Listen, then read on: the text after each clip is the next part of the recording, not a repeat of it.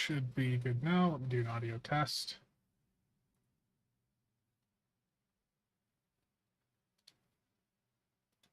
Sounds good. So give it time for people to hop in here. I don't really have any plans for this specific stream, so largely just going to be responding to what you guys say in chat and getting what dailies I have left to do done for the day.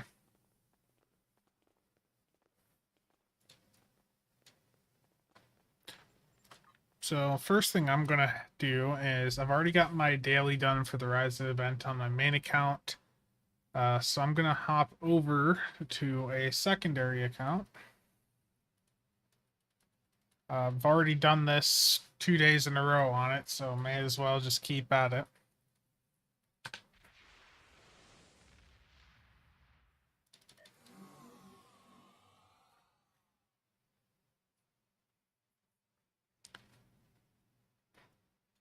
Let me know if the audio is good for y'all. It sounded good when I listened to it before, but this character still doesn't have a permanent floater on it. It's still just using a rental, but like I showed in that video yesterday, the rental's good enough. Darthon, how you doing? Dance party starts in half a minute. Did that not go onto my tray? Do I have to slot this one? Apparently so.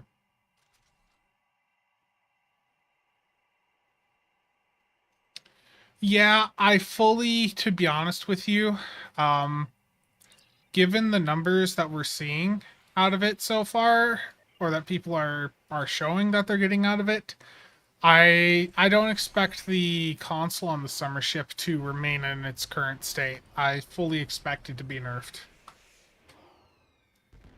I think that the Nadarian console is nice. I think, you know, it is good if it's going to turn your weapons off. It's good for it to do damage. It's still obviously not as much damage as you would get if you were just firing your weapons. But for a lot of players, that's going to do more damage than they traditionally would do with their builds. Because I think like Augmented, and I think I saw Mikey was in the same run with them or something. They were talking about they got a couple 100K out of the console or something, I think. So I still like, I think that's impressive that Cryptic managed to make a console that does, you know, damage, but I fully expect it to be nerfed. Dwayne, I think they did. Yeah. Atreus, fun detected? Yeah, pretty much. But by the time everyone gets it, they'll probably have already nerfed it. I mean, we're talking about Cryptic here, so I fully expect that console to be nerfed. I mean, I think Bordicus even said on the stream that it might be too powerful for an event ship console, and that's because, you know, event ships. It's not the first event ship console that's, you know, good.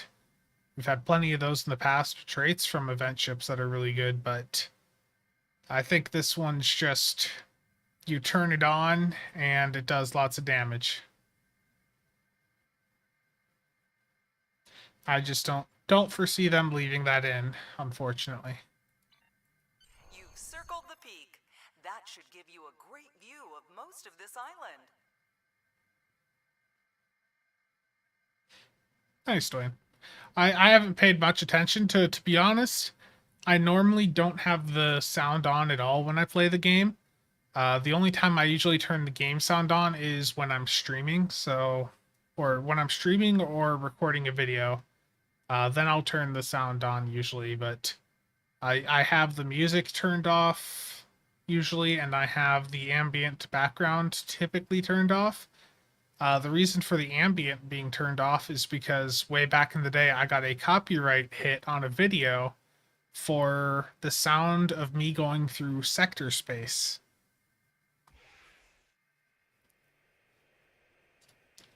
It may not have renewed, Atreus. I think I still have you on the list. Hold on, let me swap to that scene. Yeah, I've got you on the list still.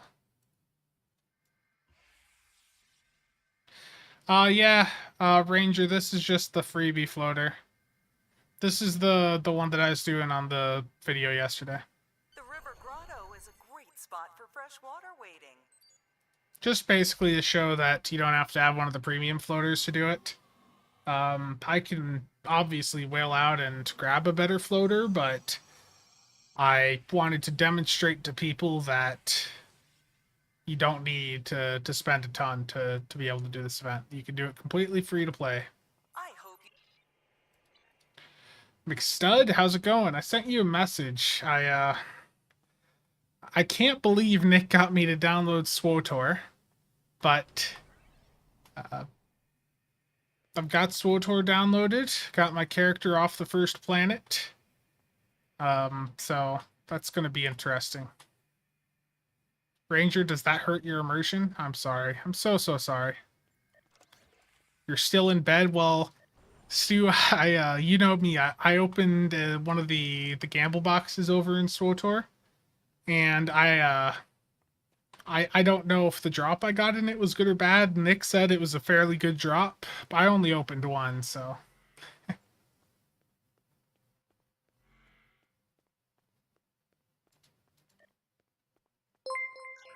Hey, Trias, thank you for subscribing there again, man. Very much appreciated.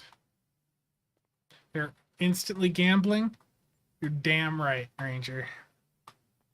So I now gamble in 3 games: STO, World of Warships, and now I can add SWOTOR to that list. I just wish Warships had like better packs out right now, because I just don't care at all about the Transformer ones.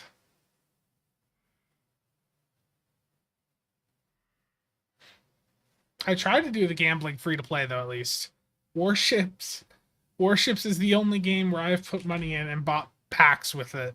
With STO, I haven't had to like put money in to gamble pretty much ever because of just playing the market and doing the things that I was doing over the years.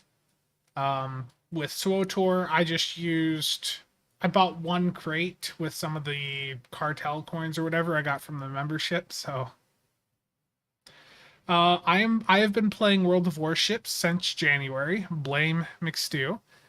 And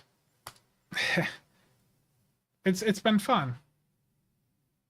I've been told that I play warships a bit too much. In fact, let me just show, because I've been getting a little bit of heat from, Nick saying, Spencer, you're playing this game too much. It's probably fair because I've grinded up a few lines over there. Just a few.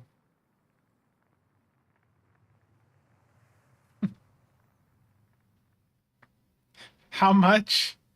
How much WoWs have I been playing? A lot.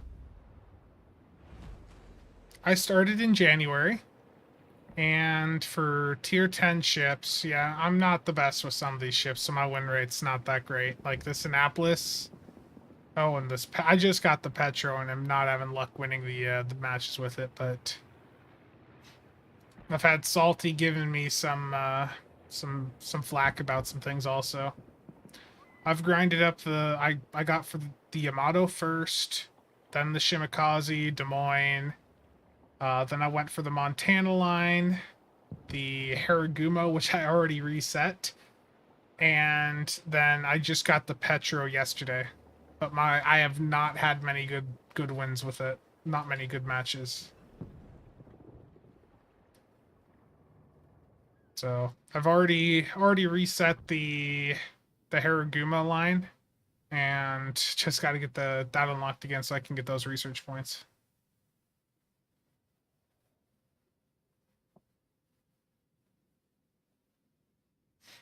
Yeah, I'm not that good at it, but it's a game that I've been enjoying playing.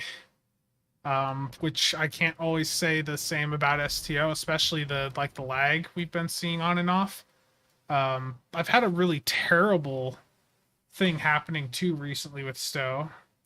Whereas the loading time between characters is just brutal.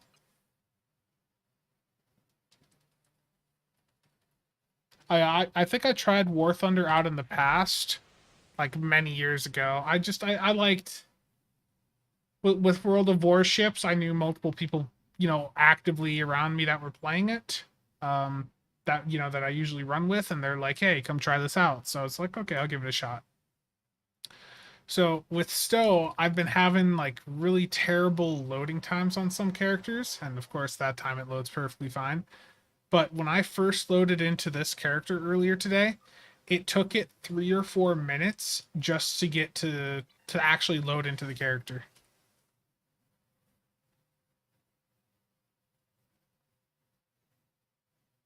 Yeah, warships wise, I think I've played like 2,500 matches so far since January. A bit, just a few.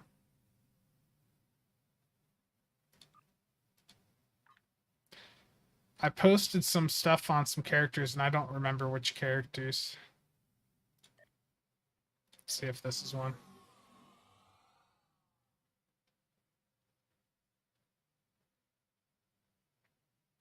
Yeah, I'm trying to work on the clan battles, but my sleep schedule has been pretty rough recently. So they have been running about 6 hours from now, and most nights recently I've been asleep during that time.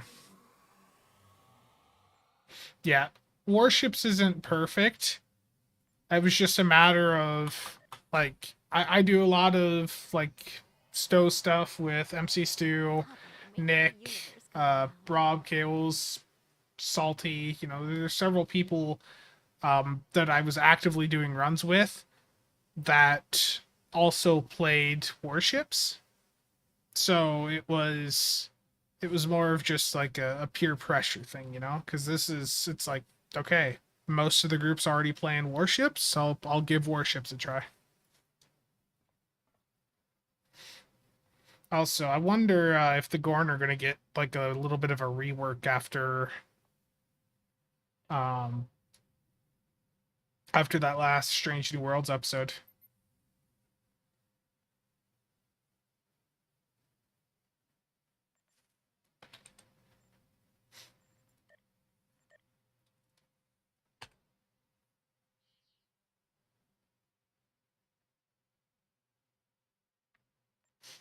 Yeah, one of the best April Fools day game modes. I haven't heard of what they do over there, but I can imagine they can probably get something a bit more interesting than what Stowe has, where it's just making sounds. You have an NA account, but it only has a few battles in tier 3. Salty, if you remember Salty, he's crazy. He's got an EU account with everything. He has an NA account that it doesn't have everything, but he's got like every CV up to tier 10. When I heard that he was a CV player, I was like, Salty, I don't know if we can talk anymore. CV, the carriers over in warships, they hurt my immersion. They're painful to play against. Okay, I'm trying to remember. I think this character. So I already did my endeavors like right when they reset this morning. I did my race on the main account, and I just did it on the alt account. So all of my dailies are done, but I want to check and make sure things are running in these fleets. Um, Looks like McStew's fleet has stalled out a bit because it needs provisions on things, or needs duty officers. I mean, people in fleets generally many people just in these fleets do not ever want to touch duty officers. It's pretty much any fleet you're ever in. Nobody wants to fill the duty officers, and that's going to be looking like that's going to be the case here.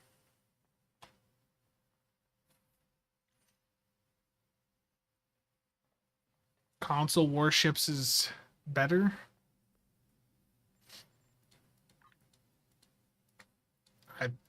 I haven't seen any gameplay or anything from there, so I can't really say.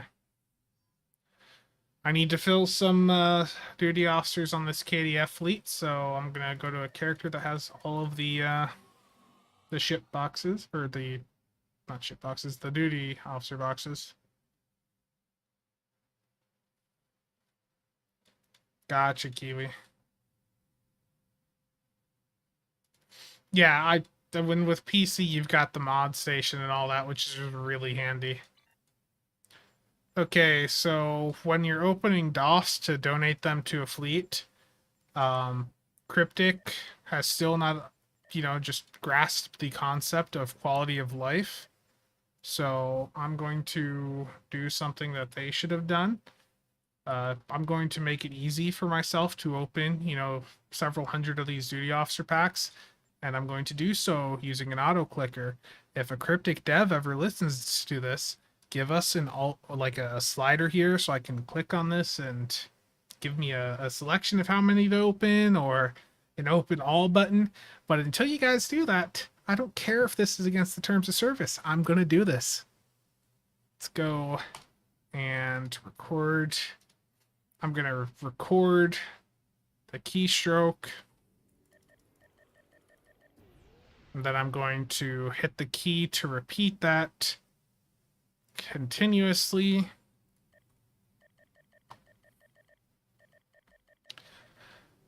This is the fun part of building up a fleet. You see, if I didn't have the auto clicker going, I would have to click these one by hand, and by the end of it, I'd develop carpal tunnel, with all the DOS that these fleets require. This takes a while, even with the auto clicker.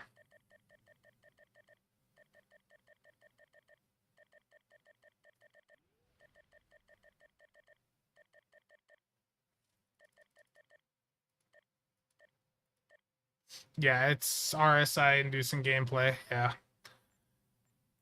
As far as my belief is if there's a mechanic in the game that is this poorly designed, then you just, you find a way to automate it. Like, this is not, to me, it's not the player's fault, for automating this. This is something that they have just poorly designed.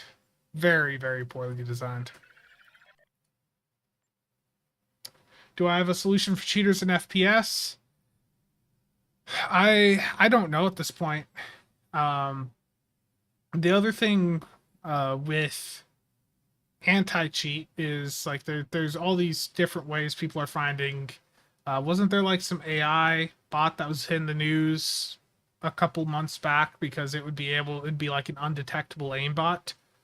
On PC, I just feel like no matter what you do, because the platform is so open, that there's always going to be a way to cheat in FPS games. I don't think there's a good way to really counter it, unfortunately. If there is, I don't have the answer at this point, but I have pretty much given up on FPS games on PC, just because I got tired of the cheaters. I used to play Rainbow Six Siege to quite a bit. I would grind ranked in that game with a team, just an insane amount, and I gave up on it because I got tired of the cheaters. My name over there in Rainbow Six Siege it's been since 2019, tired of cheaters, because the ranked game mode over there just got so infested, it was just ridiculous.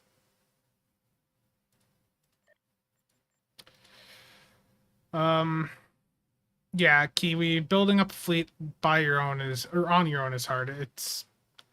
You really need a lot of people in there, or you need it to be in an armada where someone can go in and help fill the projects.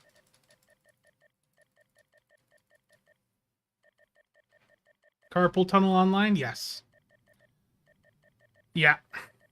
Like I remember explicitly having a conversation with the developer way back in the day, and we were talking about some system that was in, I think it was like the duty officer window at the starbase, because there wasn't always a slider there. You would have to actually click those one by one also. And it was just a massive pain. Like, you had to do the same thing as this. And yeah. Kathy, thank you for the $2. The $4.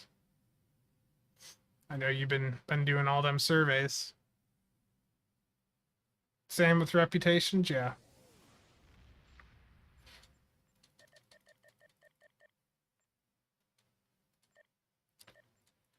No, and they are. I know Cryptic is right now trying to battle some of the automation that happens within the game. For those that don't know, there's been a bunch of keybinds hit in the past couple of weeks, and like, I was going to do a video to go over my crafting and dolphin keybinds again. Guess what? Most of them don't work. The ones that were working after Stormfall, almost all of them now no longer work. Cryptic is doing lots of things to try and counter botting. The thing for them is, like, removing the binds. It's going to slow people down, but the people that are actually botting will just have the bots programmed to move mouse to location and hit that location. Like, I've seen the software before. It's not going to be hard for them to counter that. It's going to hurt legitimate players, however. I think I've got all of the DOS filled. Let me check K13. I hope I'm missing quite a few there. Lord Bane, how's it going? It's pretty good. Just doing the dailies in Stowe. This very fun, engaging content. Right now, I'm trying to fill up some duty officers on MC Stu's KDF fleet. Right now, I seem to be lacking engineer duty officers, so I'm going to contribute all my Psi and TAC ones to other fleets in the Armada, and rip open some more packs. I mean, you could probably do that, Ranger. You know, I think there's a lot of things in the game that can be automated, and I should probably not go too far into the specifics on that.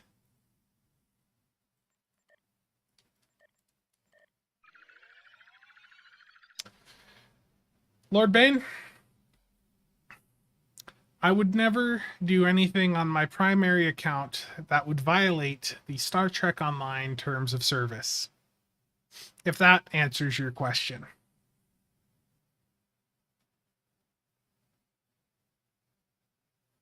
Martin, how you doing? It's stupid that they're focusing on grinding bots instead of making, yeah.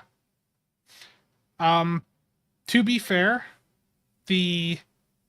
there are a lot of resources being generated by those grinding the botted accounts that just spam DOF missions and Admiralty.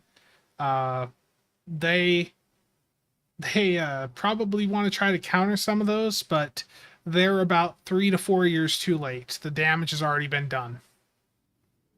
You know, I can go and look on something like, at this point, you can literally go look at eBay, and there's EC up on there. A billion EC. I do not buy from gold sellers, to be clear, but as somebody that likes to engage with the market, I do like to keep track of what things are going for. A couple years ago, a billion EC would cost you easily $100. Now, depending on where you go, it might be $40. Like, there's so much more EC in the game today that it's crazy. The damage has already been done by all of those accounts that were spamming Admiralty just 24/7. The damage is done. Shinga, how you doing? Yeah, inflation is the entire in-game economy is already screwed. Like Cryptic is way behind on addressing the botting issue.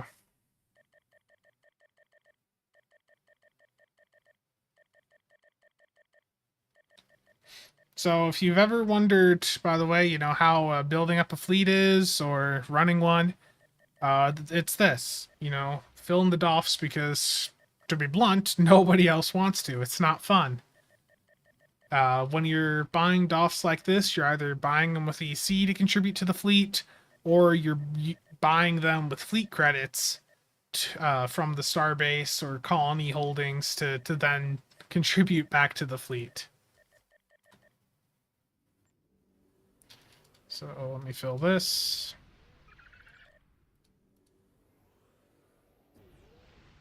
Yeah. Well, the dilithium for anything in TBC, that's never been much of an issue. TBC's been very fortunate to have lots of Hawkbox gamblers that have loads of dilithium vouchers. So thankfully, dilithium was never an issue for TBC, but I understand for a lot of fleets, it's been a very big issue. Waldo, how you doing?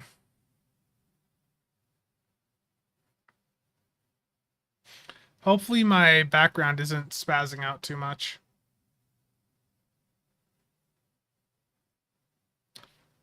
Okay, let me see here. I thought there was another upgrade. Let me just double check. I'm on the wrong fleet.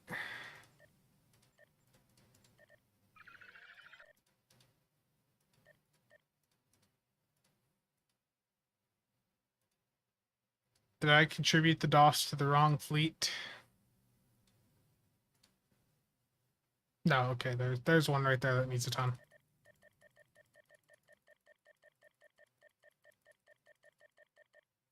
You see, opening this stuff by hand sucks. Like this is why you'd want to have like an auto clicker set up to just spam that button just massively.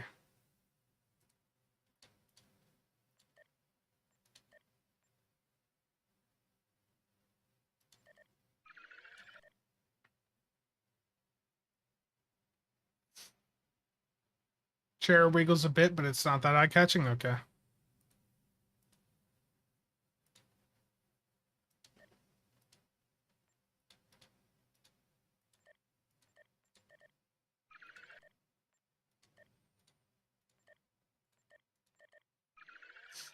You can, Michael. So you're saying the sentry mode from Bowel will stack with the jellyfish mode? That's neat.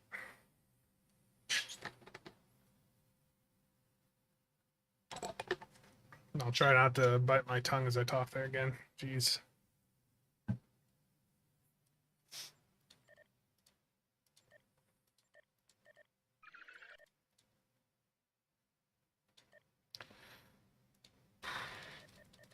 So when I bought all these DOF packs about a week ago, I ended up with 2,400 of them, and I am now burning through the rest of that stack of 2,400 today.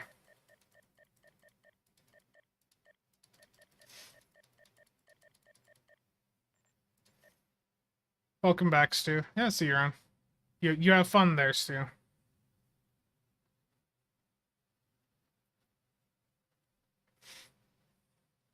Yeah, I imagine 1701 will be happy because he likes to do those, what's it called, lazy boat builds or whatever.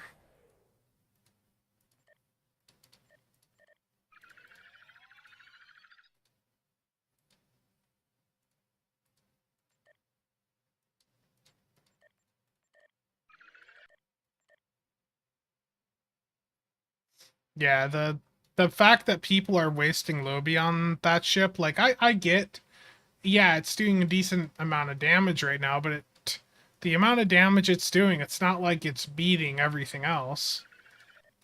It's doing good. don't get me wrong, but I'm not going to go out of my way and spend that much, that many resources on something that I'll get for free in less than 2 or 3 weeks. I mean, I still think that it's extremely likely that with the console's current performance, that they're just going to nerf it. All these people spending 1,000 Lobi are going to be complaining if they do end up nerfing it. It's so easy to get it free. I don't understand that mentality anymore of spending to get it. There's no content in this game that's going to require you to get it right away. STO is not designed for you to need to rush out and grab really specific, gear. Yeah, it's really fun, isn't it, Michael?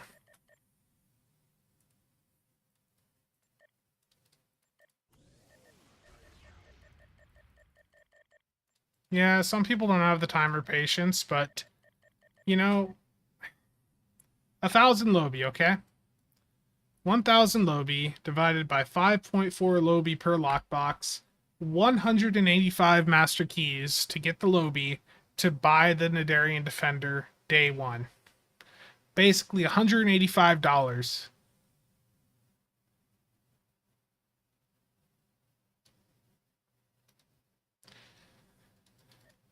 What content?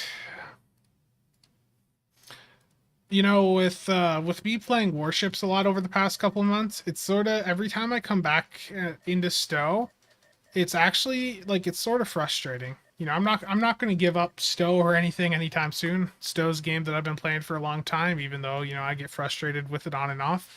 But going from something like even Warships to Stowe, Warships constantly has new content. Stowe doesn't.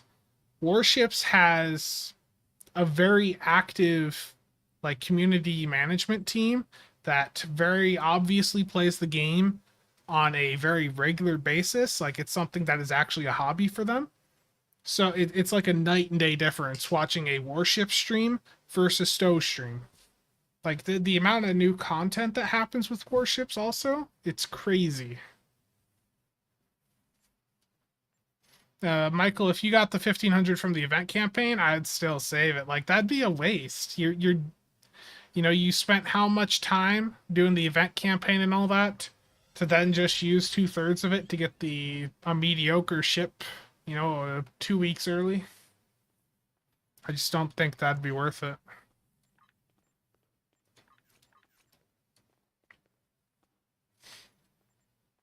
I think Warships definitely has its flaws, but even with those flaws, it's in a different league compared to Stowe.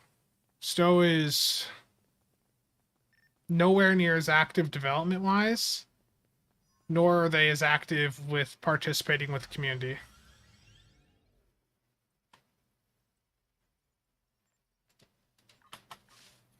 I might be able to buy a single master key. I know everyone here likes to watch me gamble on stream.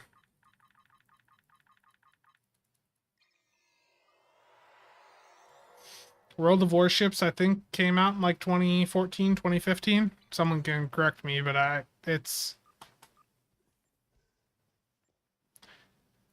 not as old as Stowe, but Stowe has never, I've been around Stowe for a while. Stowe has never had that level of activity, nor has Stowe had that type of engagement from the management team of it or the community managers. The Atron Straight and console are complete trash. That's good to hear. I haven't bothered to test it yet. So like I was saying at the start of the stream, Nick, you guys, if you've been around Triz's stream a while back or Stu's, Nick's not on Triz's as much nowadays, but Nick MB, he used to stream on Twitch a bit. He still does every now and then, but he got me into, or he convinced me to download SWOTOR and try it out. So I've been doing that the past few days.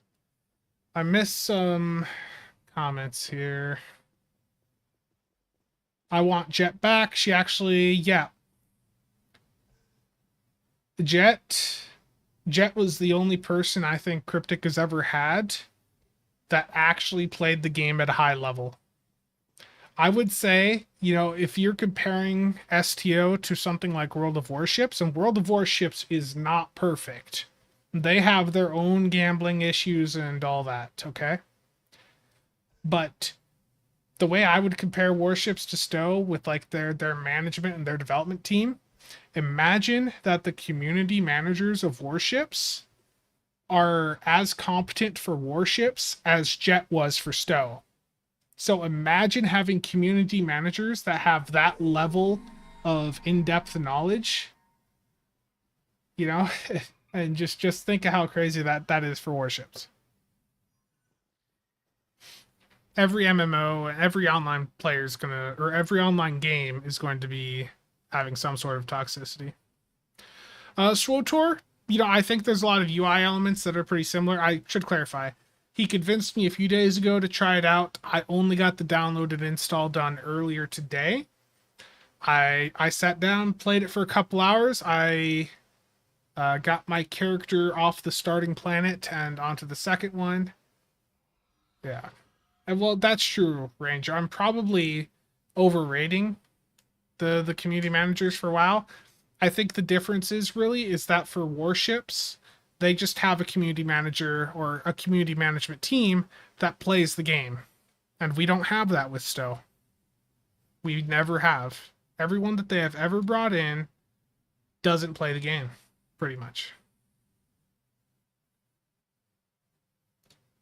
Like, if they do play the game, if Kale plays the game, and I don't know Kale, but judging from the interactions on stream and everything, I would say that Kale only plays the story content. And maybe their play test of new TFOs. Turtle, I did make a Sith, I think like a Sith Marauder? Of whatever the top DPS class was. I looked at some guides for version 7 or something earlier. And that's what I went for. And yes, I have been making sure to kill every possible... that if there's an option to kill that pops up in the dialogue, I'm taking it, I'm taking all of the very evil options I can do in SWTOR.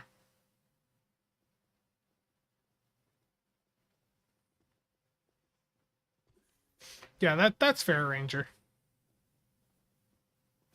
With STO is very much a casual game compared to these other games, which is why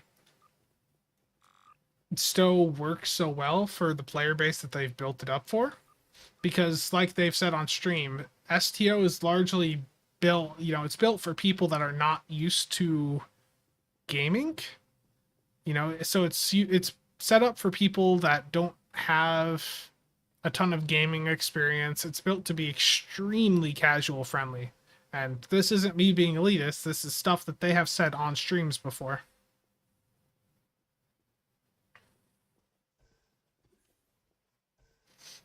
Marauder Sentinel is the worst DPS class in the game. Oof.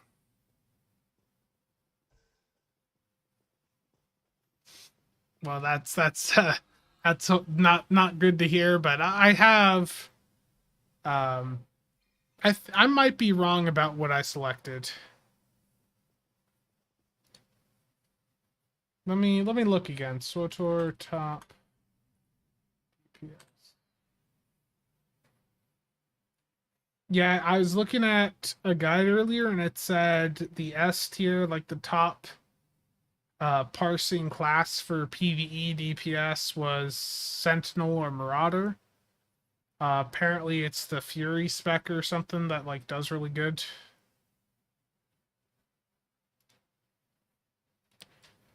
I don't remember. Kiwi. Yeah, Waldo, most people don't even do TFOs. Most people play this game just for the story content. You know, I wish pleb that STO was designed to have, you know, like a more challenging end game, but that's just not what Cryptic does. That's just not how Cryptic designs their games. Also, keys have come down quite a bit on the exchange. I like this.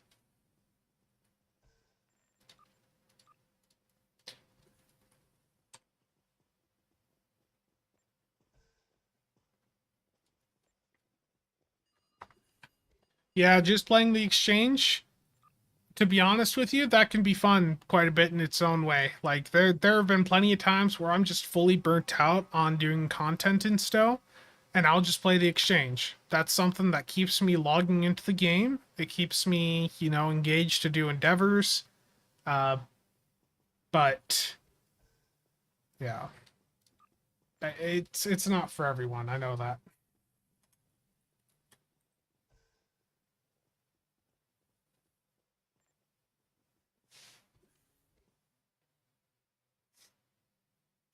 The ship prices are going to just keep going up. That's unfortunately the path that we're going down. Uh, the issue is that there's too many ships in the box. At the end of the day, there's just too many ships in the Infinity lockbox. Keys in the past couple of months have been around 12.5, I'd say. I want to see what promos are up to. Promos are even cheaper right now, 25.5. That's crazy. Yeah, the lockbox really is saturated, so let me go back to the character I was just on.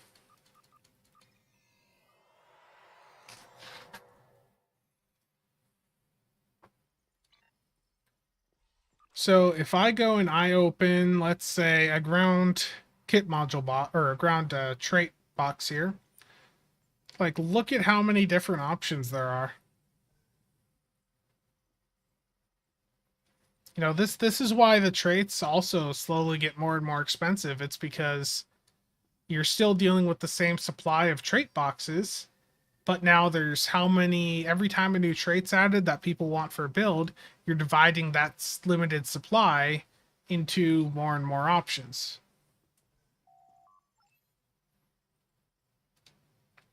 For the ship box, like look at, you know, the look at how many ships there are just in the T6 ship box, you know? And then on top of this, some of these choices might open up into another choice pack that gives you a selection of, you know, even more ships.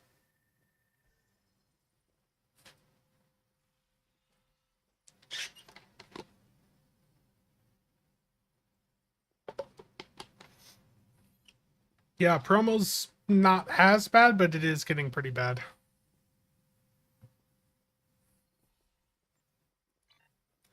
Yeah, the kit modules, I went through and popped a bunch the other day to get some Agonies and Ball Obelisk.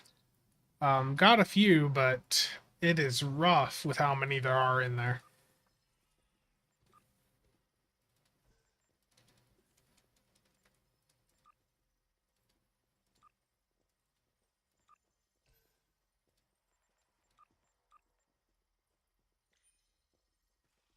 Like, and trying to sell these kit modules just blows. Like, it is not fun to sell these things because of just how many there are.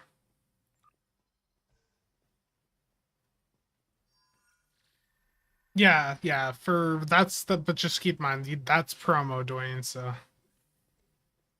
Is opening 30 keys worth it? If you're wanting Lobby, sure. If you're wanting a ship, no. You're not likely to get anything out of 30 keys, but if you're feeling like gambling, you know, then just go into it knowing it's a gamble.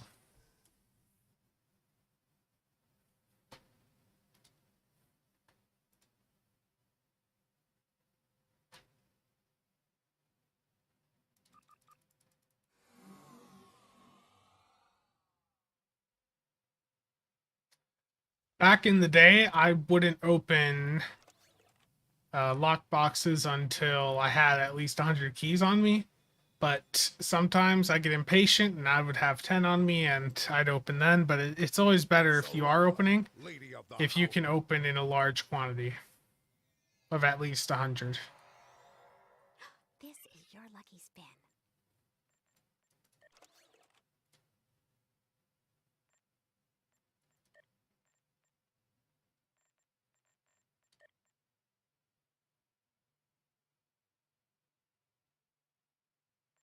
I have nothing on this character right now.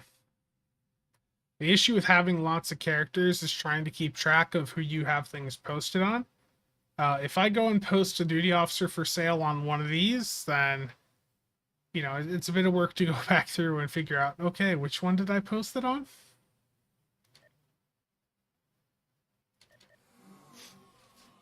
$250 and both Infinity and promo, yeah. Alan, how you doing?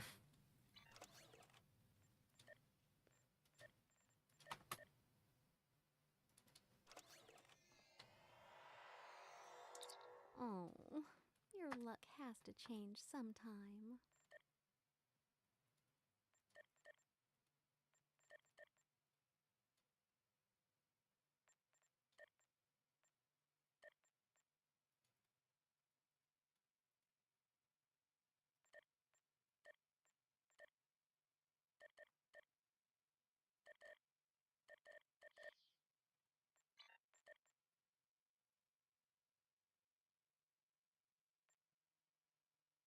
Nothing good out of those. Nothing good out of those. I saw cheap Dolph packs and wanted to gamble. How many characters do I have? I think like 56.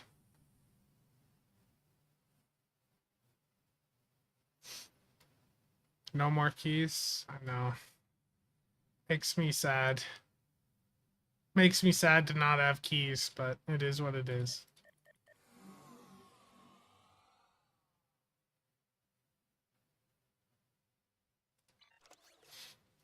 Also, I did want to bring up, so there's a game that I have been playing for a while. It's a browser game. But they're coming out with a mobile app, and they pushed out a thing, saying if you're a content creator to reach out. They set up like an affiliate thing. So on the YouTube channel in the near future, I'll be doing some content for that game. I don't know how well people are going to respond to it. I'm not quitting Stowe to do like content for it, but it is a game that I have been playing for quite a long time, that I have a fairly developed account on. So expect to see some content for it in the very near future, because it is a game that I actually play, and I'm gonna just do some content pieces to explain the mechanics in it, things like that. But it's not like a Raid Shadow Legends thing where I've never played the game before. It's one that I've played quite a bit for a couple of years now.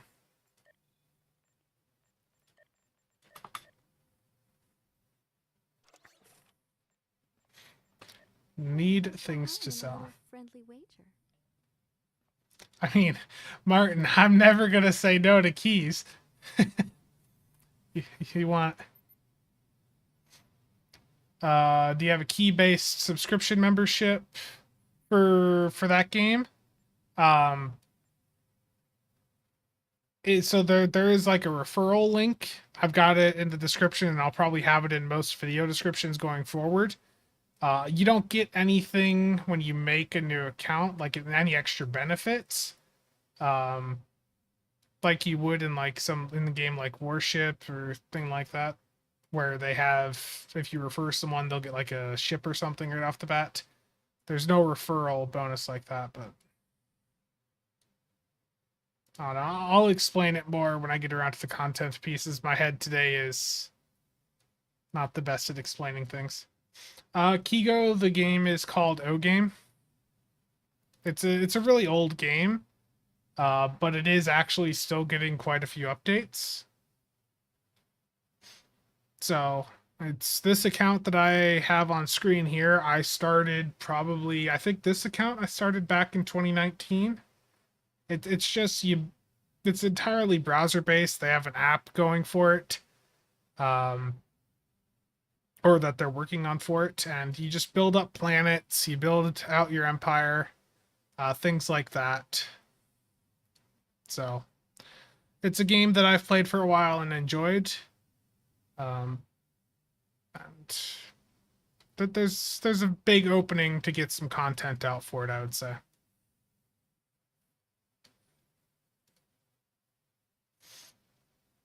Martin, that's very nice of you, man. Oh, you want the gambling stream, don't you? Yeah, O Game came out in 2002. There's a lot of games that like cloned it, but it's still receiving updates to this day. Martin,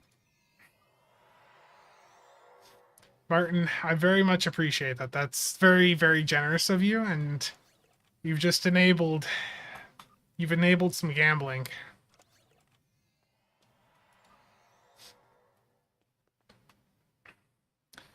Legendary Jemadar, Charlie. The reason for the legendary Jemadar is um the trait on it just has more impact. Or you get more valuable traits, I guess I should say.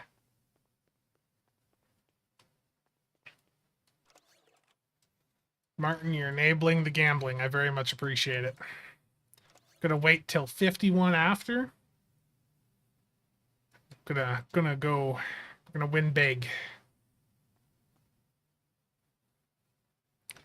How much CC do I have on all my tunes? Would you believe me if I told you that I probably have at most 20 to 30 million energy credits on my account right now?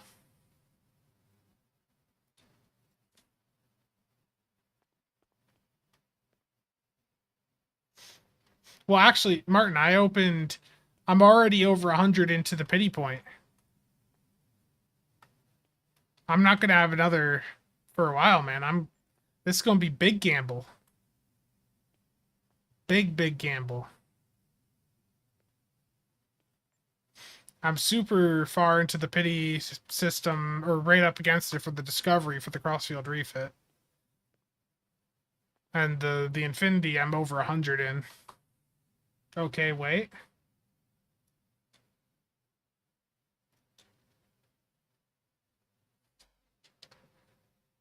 Let's see. Let me respond to chat. I missed a couple questions. Astro Empires is still on the go too, it seems. Yeah, that really doesn't surprise me because O Game has lots of clones.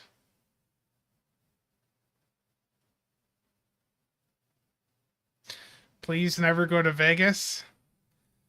Pleb, why would I have to go to Vegas? I got the casino right here. Got the casino right here at home.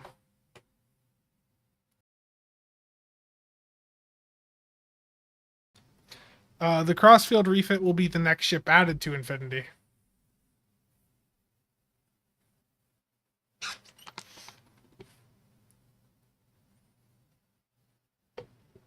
So, the crossfield refit will be a bit more common on the exchange, but with the exception of, the supply for Infinity is going to be limited. Oh no. Jesus, Martin, man. Thank you, Martin. Jeez, that is huge, man. Thank you. Martin, that is crazy of you. That's crazy generous. I appreciate you. Now it's time for the big gamble.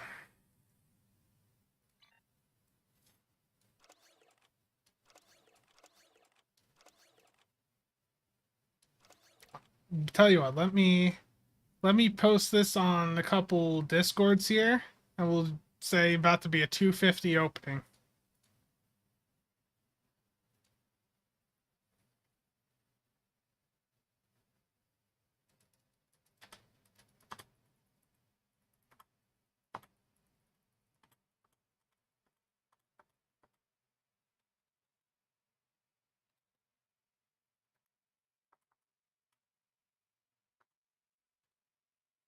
Yeah, Martin, that's very nice of you. I'm gonna put that on a few discords. I'll put it in game even. There we go.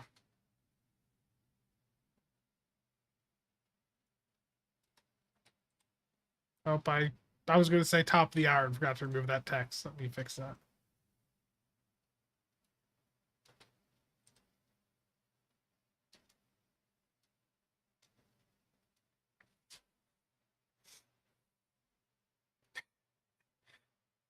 Spencer's Sims fleet now. Yeah, Kigo. So the plan is for this month, I'm gonna try to do a like I'm gonna aim for a video a day, with Saturday probably being the off day where I just do a stream instead. So I want to try to get basically a video out every day from Sunday to Friday, and then the stream on Saturday. Yeah, I'll let me protect. Let me just dump stuff in my fleet bank.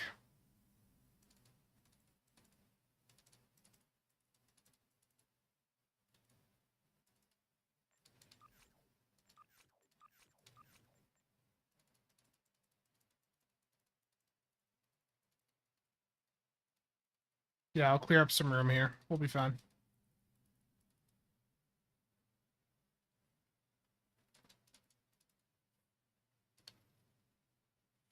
Let me catch up on chat here.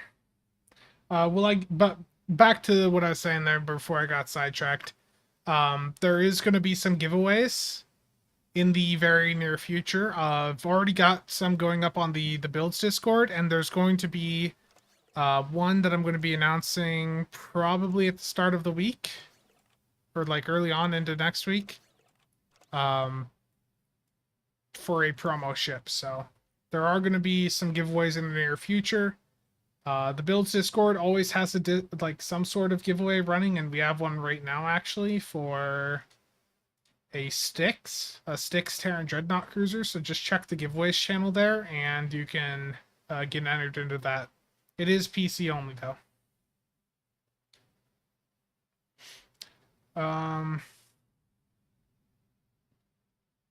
Rank 7s are all engineer. Wow.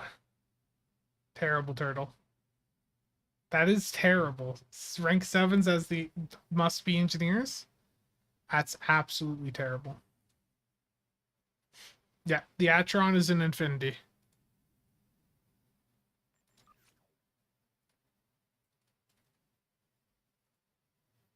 I'll clear out or I'll fix this fleet bank later, but for now I'm going to clear out just a little bit more inventory space.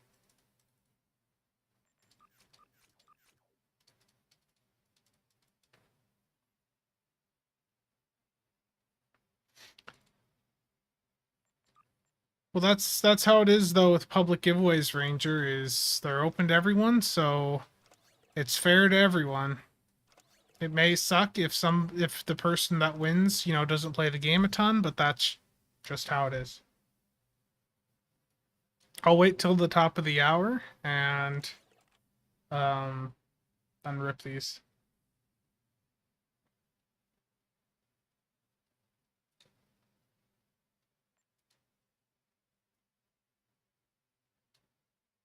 Drop this in fleet chat.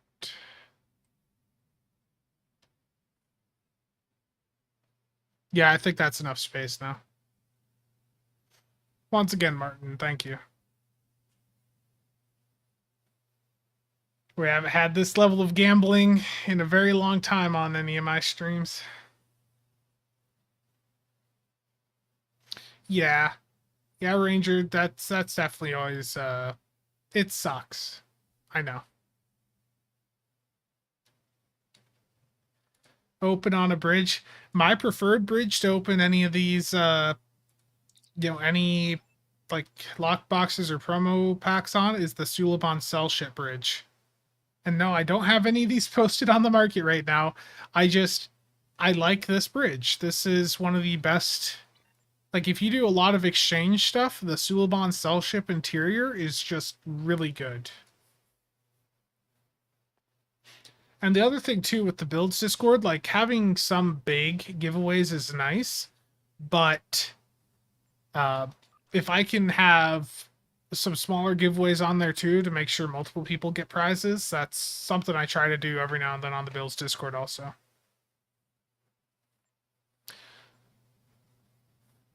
Video isn't available anywhere. Oh, God.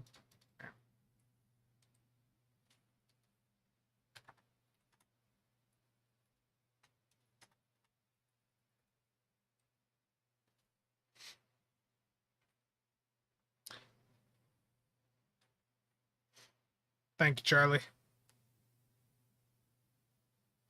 Yeah, and the cell ship definitely has some nice, like, it's actually got a very unique model to it. Yep, right at the top of the hour, so 20 seconds from now. Mookie, how you doing? About to be a pretty big opening here. Waiting for it to go to just about 0-0, then I'm going to start hitting this. Okay.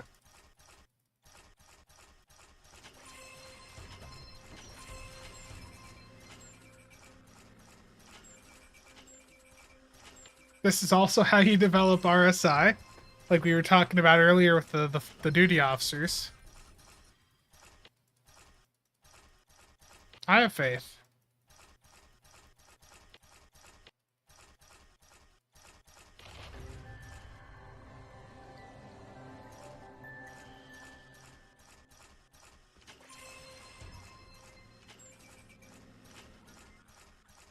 Terrible, Cthulhu.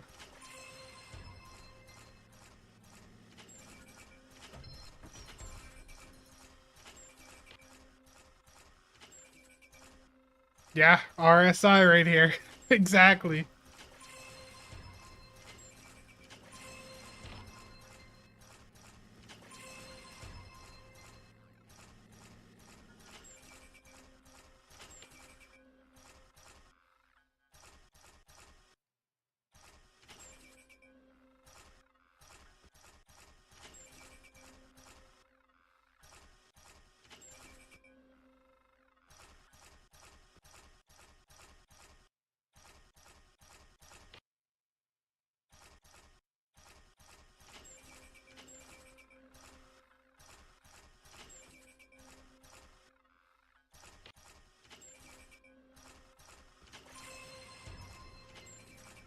There are 9 boxes left. Come on, game.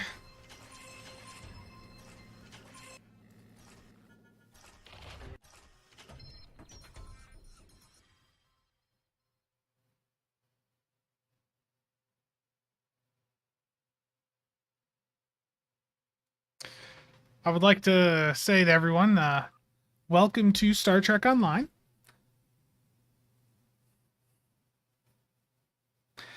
By the way, I opened 109 or like 107 lock boxes yesterday, and I got the ship in the first 20. So I was already like 80 into the pity point. I passed the pity point very much with about 30 to 40 boxes left.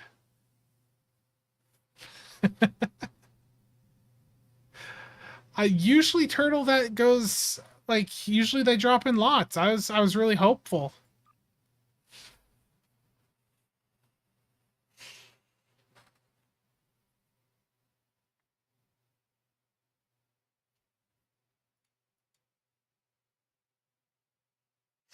$250. Martin, thank you though. That was fun. Very much appreciated.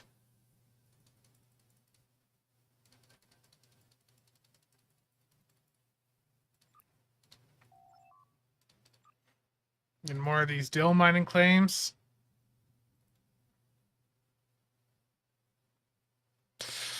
It's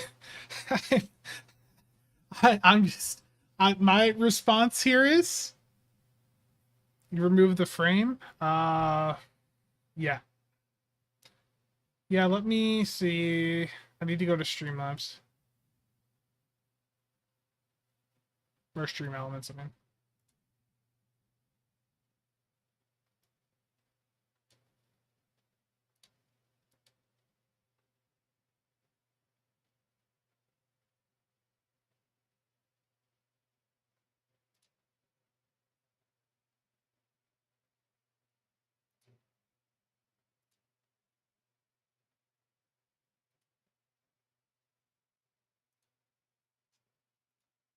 Just get rid of it. There we go. Yeah. Yeah, the lobby's very helpful. Martin, thank you. That was very expensive on your part, and it is very much appreciated. That that was it's fun to gamble, you know? You see, I don't ever have to go to this, to Vegas because STO means we've got Vegas right at home, you know? I like what Cthulhu said in my fleet chat. The reason the bulk of the game is just smashing spacebar is because you need to save your fingers for the important part, opening boxes.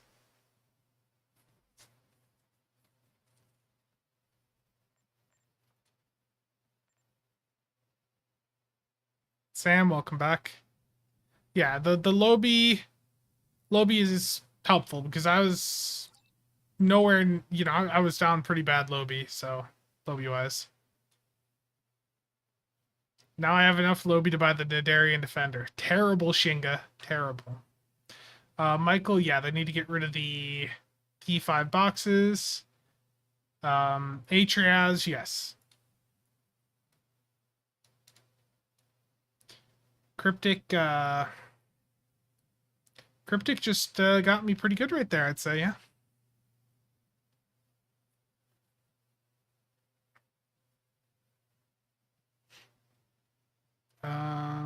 Did I get 7 T5s? I have no idea how many T5s I got, but someone can go look back at the VOD and see what I got.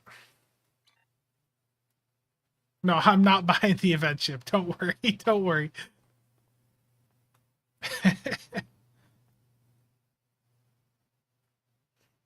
Yeah, gambling is gambling, with this game because of how the mechanics are.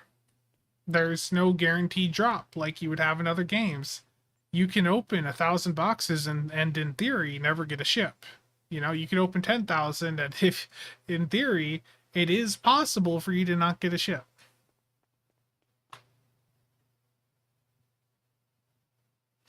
Yeah, the T5 boxes do mean that there's a large supply of cheap ships that are posted on the market.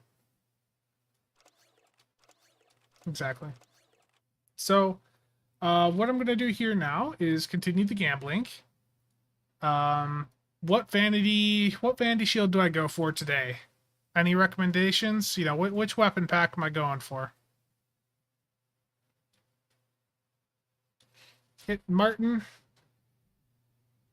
It's Cryptic RNG. I appreciate what you did, though, Martin. That was very generous of you, and provided everyone here with a much needed gambling fix. Waldo, yeah, I might clip this. That's a good idea. A second Baul, okay. Yeah, let's go for Baul. That's what I've been ripping the past few days. I've had 2 Omnis and a Vandy Shield sell in the past couple of days. So when I'm opening weapon packs, I have that Mark II character I transfer stuff over to. I'm going to set up Tiny Task here with a repeat count of 20. I'm going to rip open these to Baul weapon packs and then move them over. Zenkethi Vandy prices on PC. Let me check real quick before I get into this. Zenkethi 400 mil.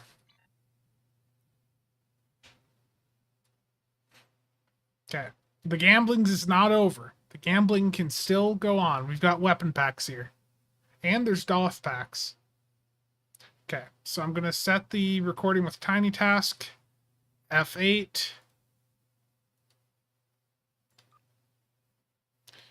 Now I'm going to have that go at 2 times speed and hope that it picks up all the actions correctly. You see, I shouldn't have to set up like an auto clicker to do this. Tiny Task is really nice for this, but I shouldn't have to do this. I should have the option right in the user interface of the game to open all packs as certain, as the selection that I want. But this current implementation that the developers have is just so terrible.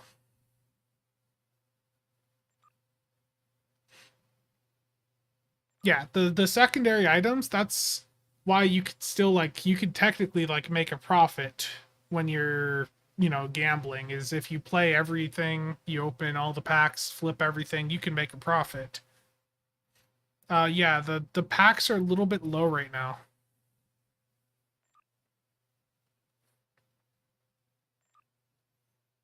Need a Voth Omni? Terrible.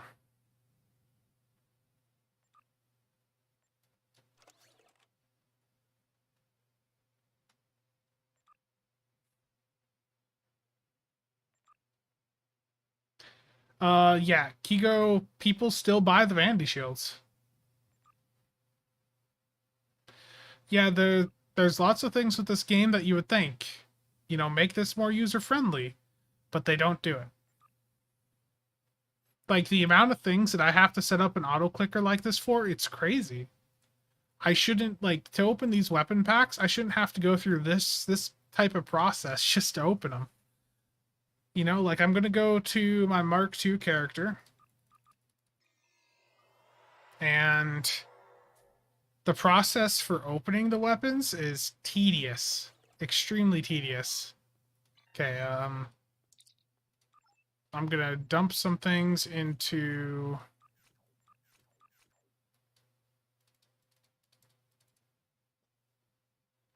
I'm going to mail myself some items quick.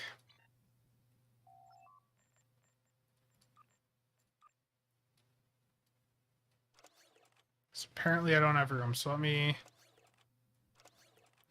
clear out 5 items here. There should be enough.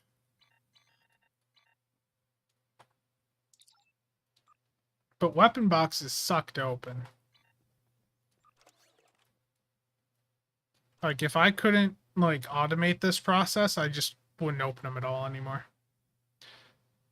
How many hours a day do I use the exchange? Not as many as I used to. To be honest with you, my time playing the game has dropped down quite a bit in the past month because the server performance just is not good.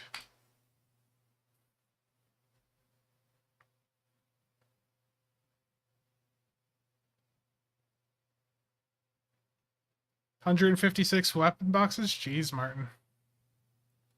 'Tis a lot. Screen flash and go away. Okay, so I'm going to do the same thing.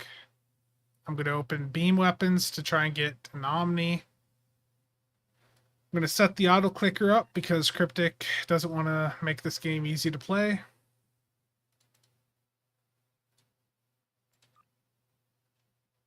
And have it go.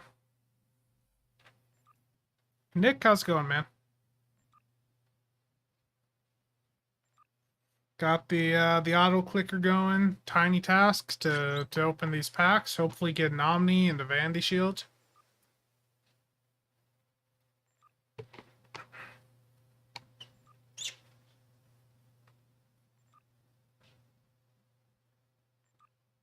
Oh, 1 Omni. I had my last batch of the bottle Omni sell at like 150 per.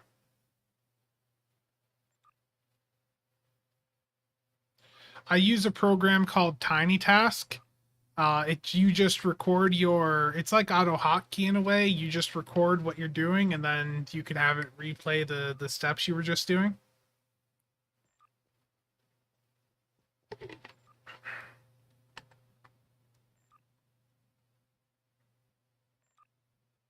Come on, give me another Omni. Or a Vandy Shield. Come on, game. Oh.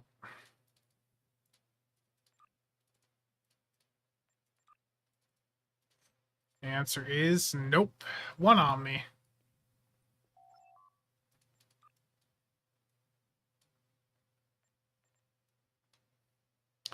But yeah, tiny task here.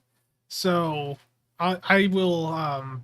You don't want to go too crazy with the playback speed, but you set up a recording hotkey. You record the actions you're doing, stop the recording, and then you can have it play back either continuously or set a repeat count.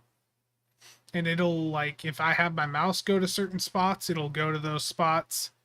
If I'm clicking a thing, it'll click that thing. It's really handy, and it's a good tool to use in situations where the developers have failed to give us an easy experience. Like opening these weapon packs should not be as frustrating as it is, but the way that they have them currently implemented is just frustrating.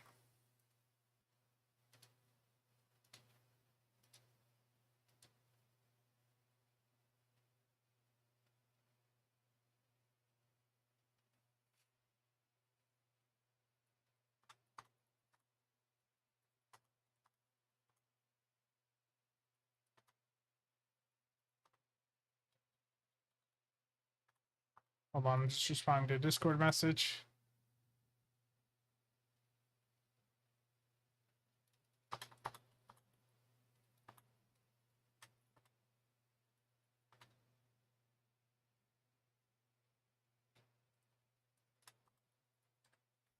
Yeah, you would think that it would make it all easier to do, but they have not so far. Let me see here. Well, Martin, I was at over twice that, and I've burned through a lot of them. Nick and I have both burned through like 2 stacks, filling projects for the McStuds fleet.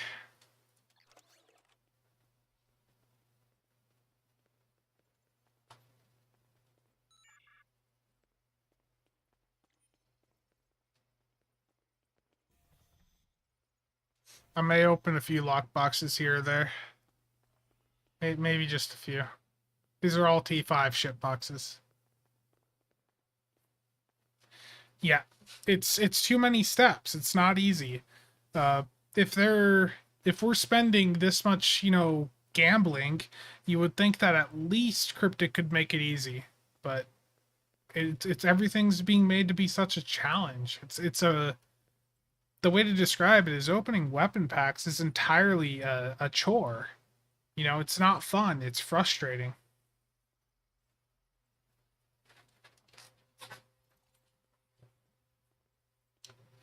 Um,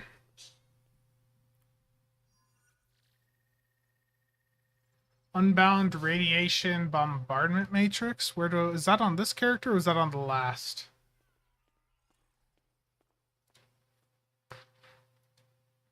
The ball shield is nice, yeah.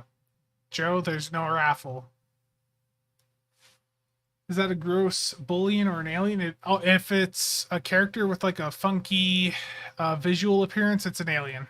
Sorry, I'm a little bit behind on chat here. So let me just catch up here.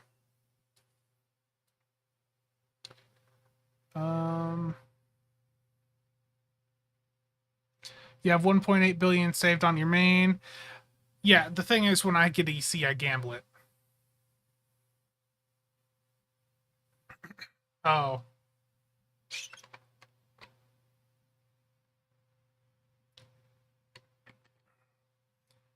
I don't think we've looked at that. To be honest, Turtle, all of the high-end runs have died out.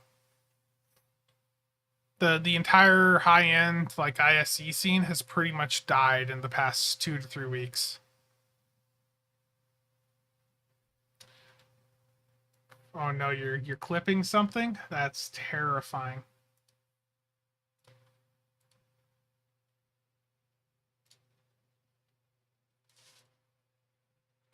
Let me respond to this.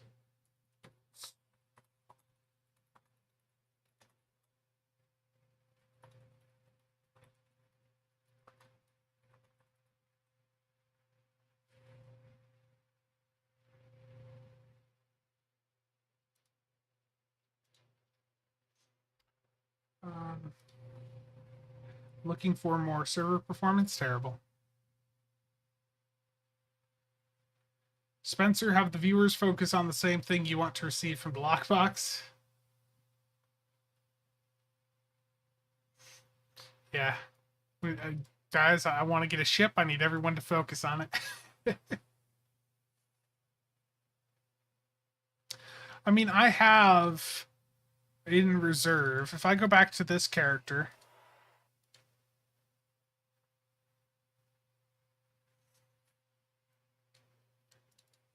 like, it's not like I'm broke. It's just, the thing with me is I always have a ton of assets. I never clear most of them out. Like, if I go to my fleet bank here, this is entirely a bank fleet for my own personal use. This is one of several that I have. I've got 4 inquiries just sitting here, a Borg Juggernaut. I've got multiple Suliban cell ships, multiple Tuffleys. The sticks in here is for a giveaway on the Builds Discord, and the Janeway is probably going to be a giveaway on the YouTube channel.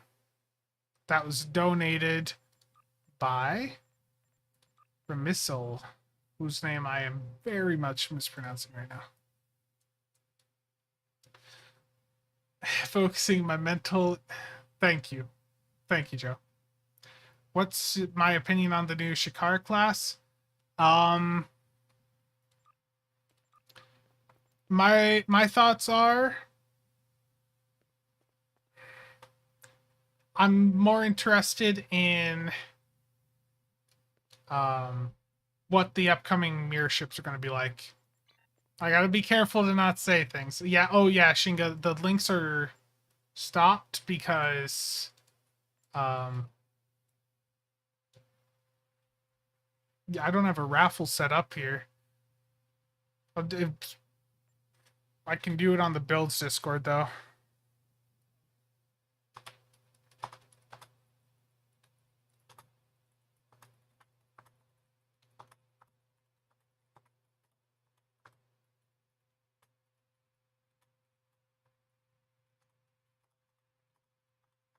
Yeah, I'm aware of 2. I'm not going to get into the specifics on the name.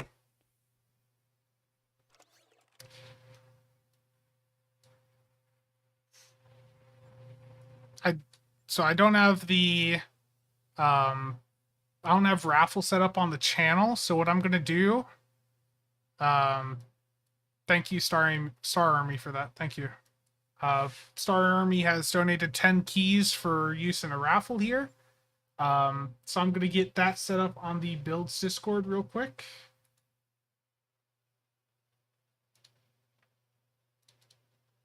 Okay, so if I can go to the right channel, I'm going to get this done right now. Display capture.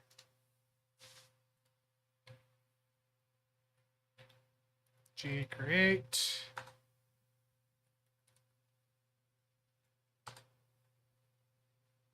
Let's do this giveaway the weekend. Restart. Yeah, or just do it for like the next we'll do it for a day. I'll do it 2 days. Just a quick like weekend giveaway type thing here. 2 days. 1 PC only.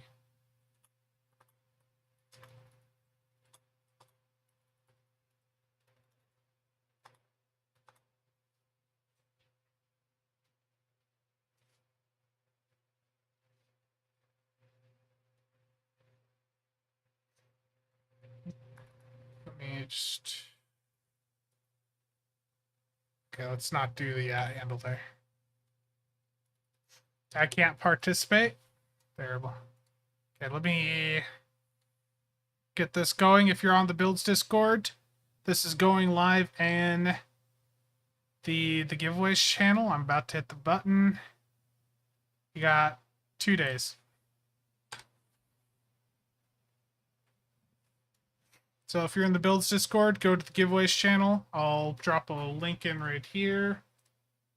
Or links in the description for the Builds Discord, but I'll put it in chat here. discord.gg/SCO builds.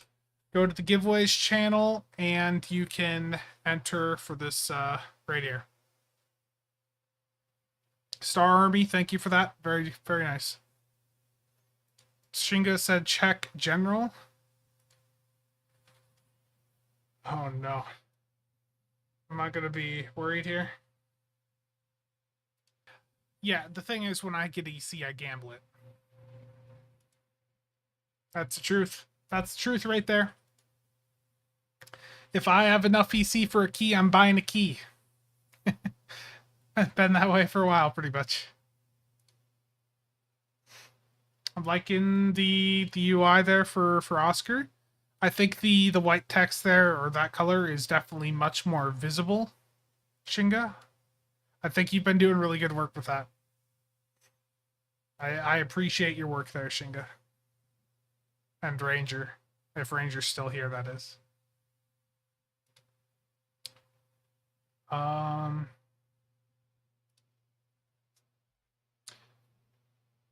Yeah, that's another thing too, Eddie. Like, I have a lot of assets on my account. And I'd rather keep the assets than just have a bunch of EC in my account. Like, if I like, when I took a little bit of a break from the game in 2017, 2018, if I had left like 2 billion EC in my bank, you know, back then that was enough to buy several lockbox ships, because back in 2017, 2018, lockbox ships only cost like 300 to 400 million per.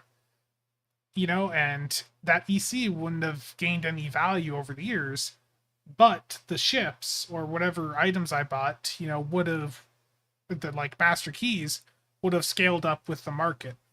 They would have kept up and would have, you know, would have given me a lot more room in the end.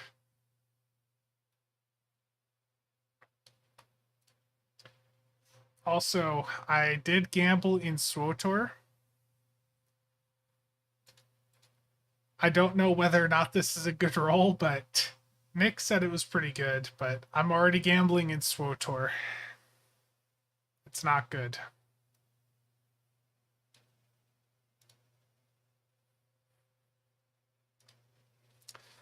Pleb, I think you're going to be losing your mind, I think. Let me check here.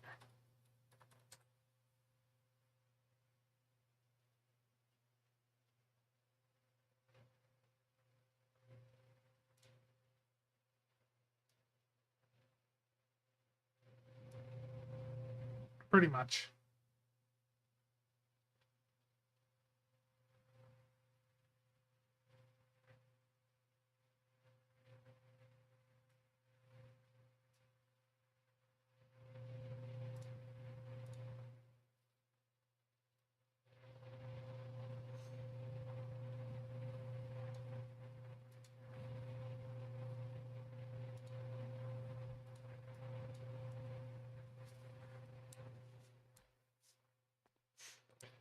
Sorry, as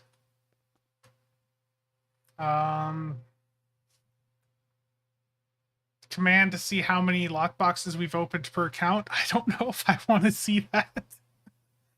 It's bad enough that I can see the play time. Oh, I missed a message to Cthulhu. Asset retentive. You get 0. Yes, yes.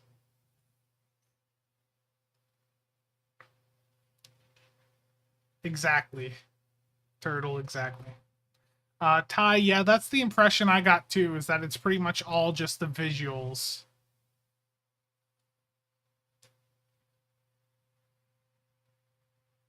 Wesley, thank you. Yeah, that was very generous of you. I've got that running on the Builds Discord. So, looks like we've already had 24 people enter that giveaway. So, gamble on the wind and play naval action. Oh no. I was invited to that Discord and I haven't really looked into it too much yet. I probably should. Is the Ball Lightning kit mod a must-have for Colony Sims? I think it's probably pretty helpful, but I wasn't personally running it when we did them last week, but it probably helps. Yeah, Ball Obelisk really are nice. Let me make sure I didn't miss any chat here, because I'm being really terrible about that again today. If there's an exchange console, yeah. So, Darth, your answer, I think, was answered. Yeah, it's the Suliban Cell Ship Bridge. The Suliban Cell Ship is a ship that randomly drops from Romulan Survivor Duty Officer packs. But you can also just buy it off the exchange for like 100 mil. Or 150 mil right now. So that looks like a market that's ready for someone to buy up those two and repost them at like 300 mil.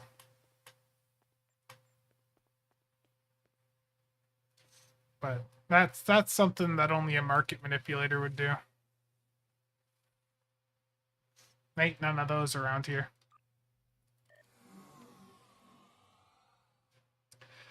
Probably in the 20 to 50k key range. I think I opened over 20,000 just last year. But that was entirely free to play. To be clear, I did not put in 20 grand into the game last year. But I did have like 100 DPRMs and like several hundred superior area denial trait boxes and everything that got me so much EC that I was able to buy that many keys. Cleaning up DOF openings is the worst, yes. I discard any rare or uncommon DOFs pretty much nowadays. Martin, yeah, I think for some of us, we don't want to see that number. Sadly, I only have 30 mil right now, pretty much, unless something magically sells.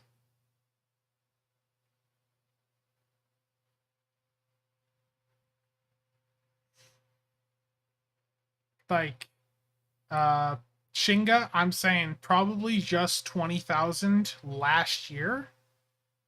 Before that, I have probably, like, it would not surprise me if like my overall like lifetime stats for Stowe is at least 60 to 75,000 lockboxes. So, Flying Dutchman, how you doing? come here often? How's the PvP been going for you?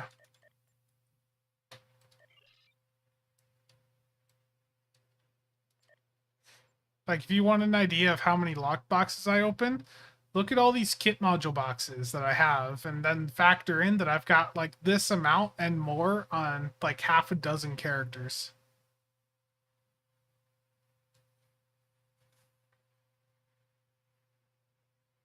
Yeah, I was fairly free to play. I actually added it up once, and the 2020 was probably, or 2021 was the year I put the most money into the game out of any year. At like $800 or $900, I think. This year, I think I've put in probably 20 to $30, maybe 50. I might be wrong, but the last time I bought like one of the big $200 Zen bundles was August or September of last year.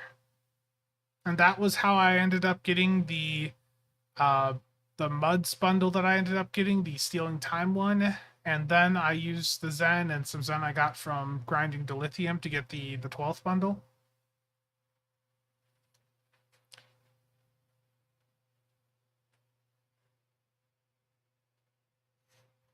But Winked, how you doing? Yeah, with Stowe, I mean, if you like the game, if you're playing it a ton, I'm not gonna hate on you for putting money in. You know, we've all been there. I was really getting back into the game last year, and I put money in to represent how much time I was putting in. If you are having fun, it's your money.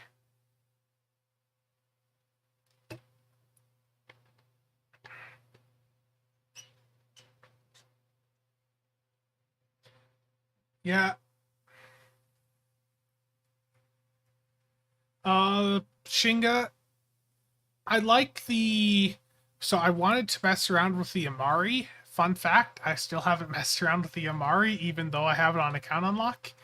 But I actually, as crazy as it sounds, I liked the Temporal Destroyer back in the day. The Temporal Science Vessel, I knew that if I were to get into high end like psi stuff again, that the Vern, the Temporal Science Vessel, is like the top psi ship. So having that on account unlock is nice. The Temporal Destroyer, I like having that on account unlock. And the Amari looks, I mean, it's pretty decent also.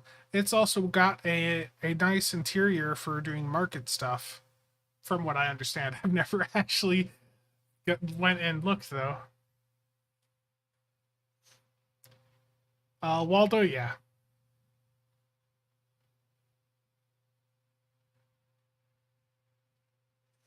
Domino,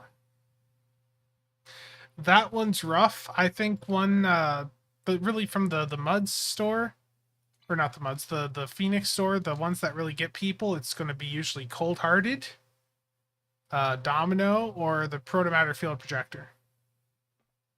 Oh, it's the same as the OG Freighter. Oh, that sucks.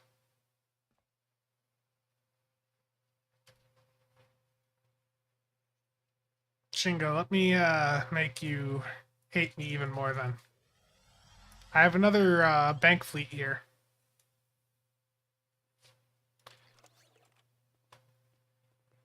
I'm right at the bank console, but I'd rather use the premium one on my Suliban cell ship. Flying Dutchman, nice to see you around. Thanks for stopping by, man.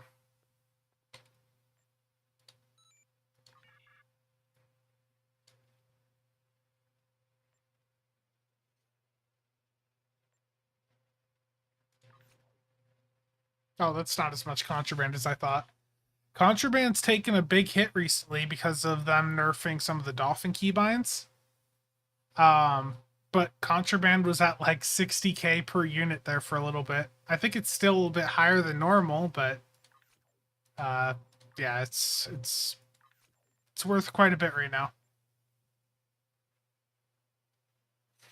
So this is right here.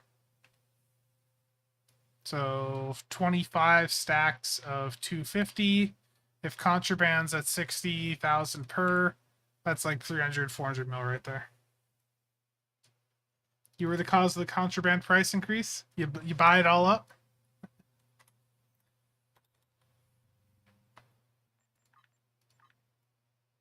It's still a bit. There was a long time where it was 30 to 40 million or 30 to 40k per contraband, and I mean, it's come down a little bit from where it was, but that's still compared to. But still, 5,000 units shouldn't have like hit the market that hard. Like when I would go through and like when I was actively doing contraband on all my characters, like if I'm buying a stack for each character, that's 14,000 contraband. Like I used to be able to go through and just buy 14k and it barely hit the market. But now just no supply.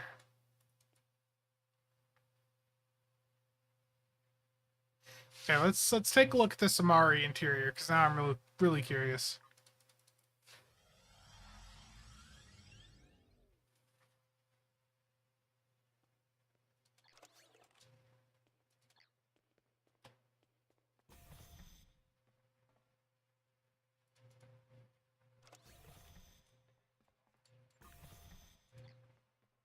Yeah, Shinga, most of my characters look like this right here. You see this?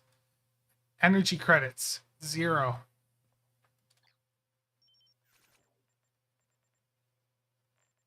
So you bought it all up and then you flipped it? I can't blame you for that. I would do the same if I had the that opportunity.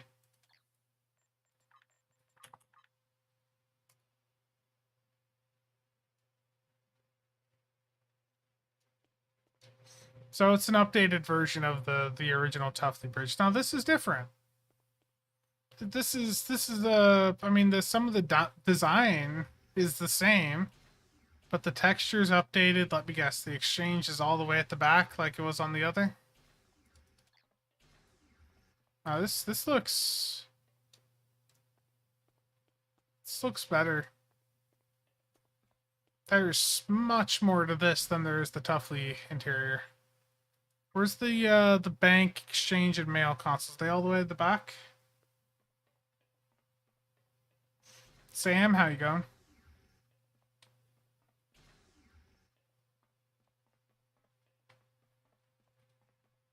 Yeah, this Amari bridge looks pretty good, to be honest. But where's the bank, mail, and exchange consoles at? They, I mean, there's a lot more to this interior than the original Tuffley. This is the Amari. The Amari Smuggler Heavy Escort. It's a promo ship, but it's available on account unlock through the Mud Stealing Time Bundle. Yeah, oh, mail, exchange, spank. That sucks. So they're in different spots.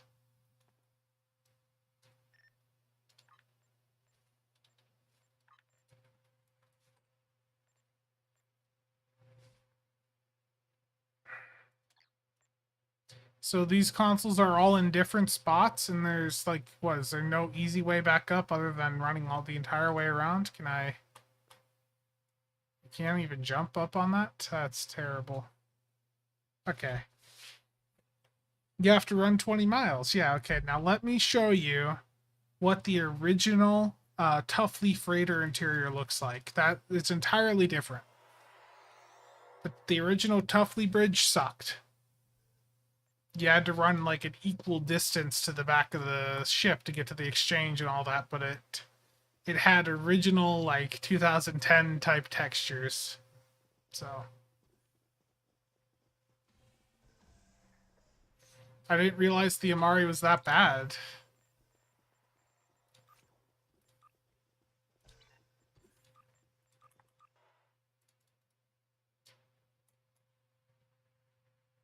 See, this is the original Tuffley bridge. The initial room is much bigger.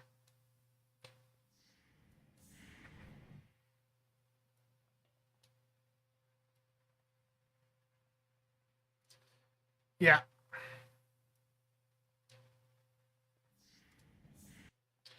So the mail console's here, and then the bank and exchange are on the other side.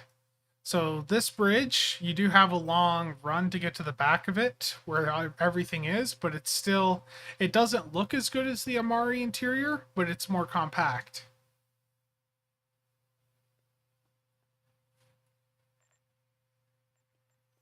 Yeah, this is really original skins. Now, my preferred like freighter interior is the like the Ferengi ones. If I don't have a cell ship on a character, these characters are all in a Ferengi ship, and I have the Nandi on account unlock. So yeah, while they're like both the cell ship and the Ferengi have far superior bridges. Like this Ferengi bridge, you know, the mail's here. The bank and exchange are on the same console, just right next to it.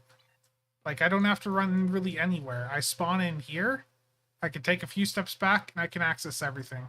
I can even play Dabo here if I want to gamble away my EC for no reason.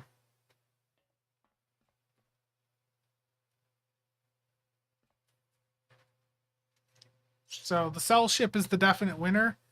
The Ferengi interior's a close second.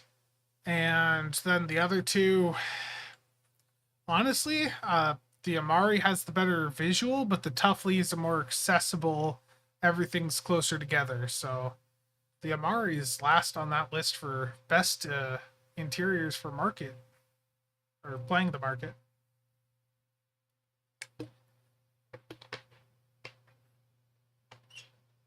Yeah, and the Ferengi, like, having Dabo right here, really handy.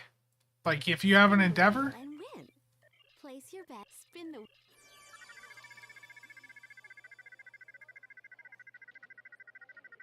Yeah. I can't even gamble in Daba. I gotta wait. I hate how long this thing takes.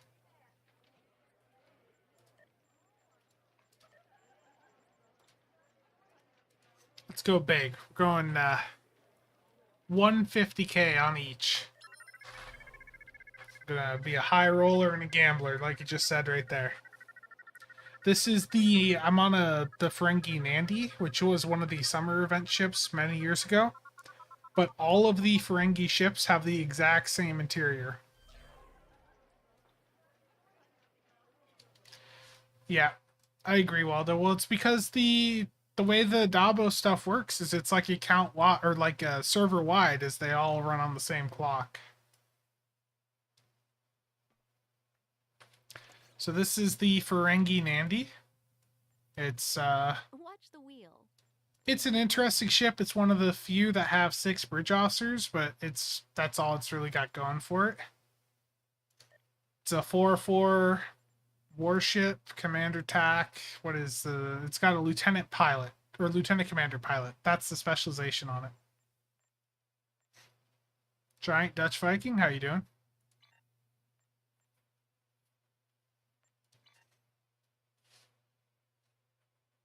Yeah, there was a brief time period where the Ferengi ship, the Nandi, was actually like really good in the meta.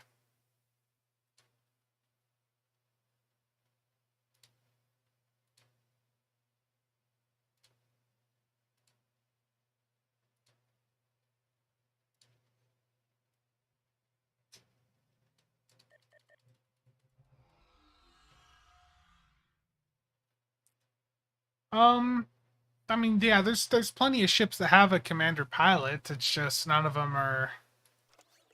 You know, the legendary Jem'Hadar bug ship's the most recent. That's fairly good for PvP, but for PvE, it's not that great. My character, I'm literally being dragged back to the exchange. If I try to leave the exchange, it's dragging me back. Okay, now it's stopped. The game knows where I belong in this game.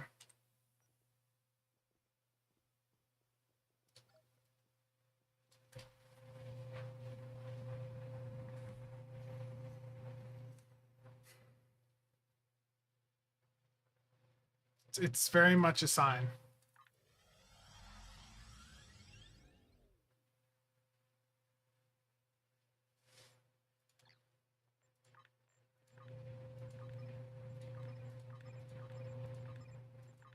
Apparently, there was a keybind to hit the collect reward button on Admiralty missions, and apparently they nerfed it the other day. So that's got to suck for the people that were aware of it.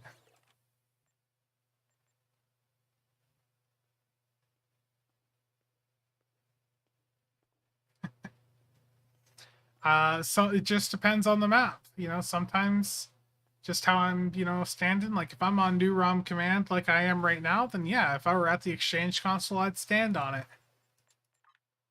I would stand on that exchange console and assert dominance as I give it all of my energy credits and get screwed while gambling.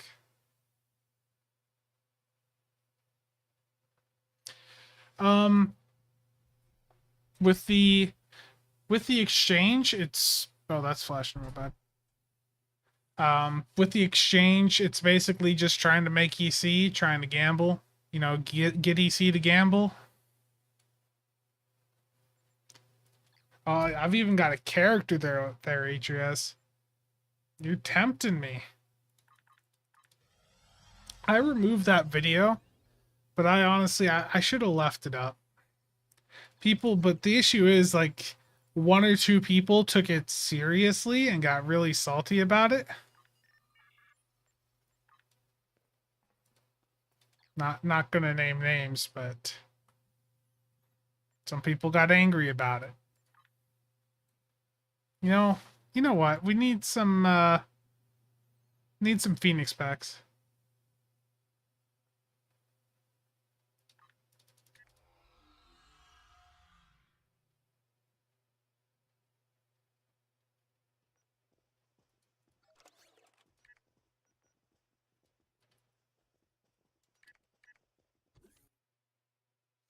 Yeah, if you're trying to grind up EC, spamming the Ryza event is a really good idea.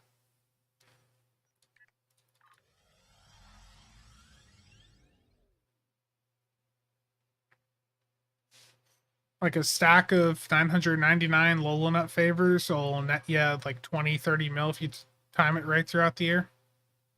Okay, so I'm standing on the Ryza console. That definitely does not give you any luck, but people didn't get the joke I was trying to do, so they thought I was being completely serious.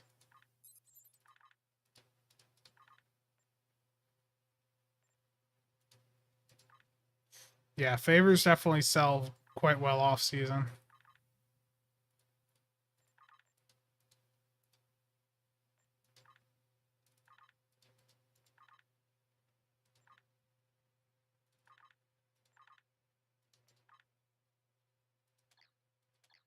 There we go.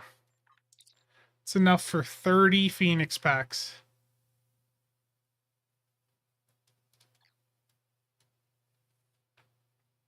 Giant Dutch Viking with gambling. Uh, no, I'm saying to get EC so I can buy the keys and use them because I have a problem, and the first step is admitting that I have a problem.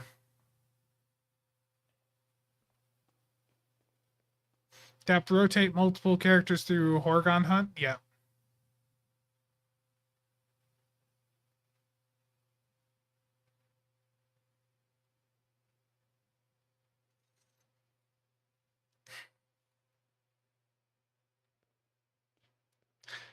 Okay. What's the time? I'll go with the timing too. Wait till 51 after, and I'll rip these 30 Phoenix packs open. The weapon that I have on this character is the Section 31 heavy phaser rifle. I believe this was just an event at some point. The other weapon I have is the Tommy gun. That's an event one that you can't get on account unlock.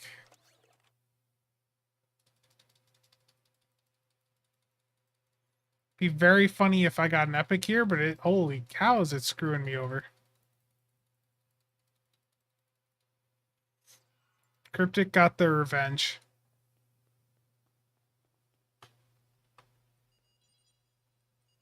Yeah, I mean, like, I don't hide it. Like, I never hide that I gamble. Like, I've got a video on my channel of last year, like 28 minutes. Let me... Like, if I go to my channel here, display capture...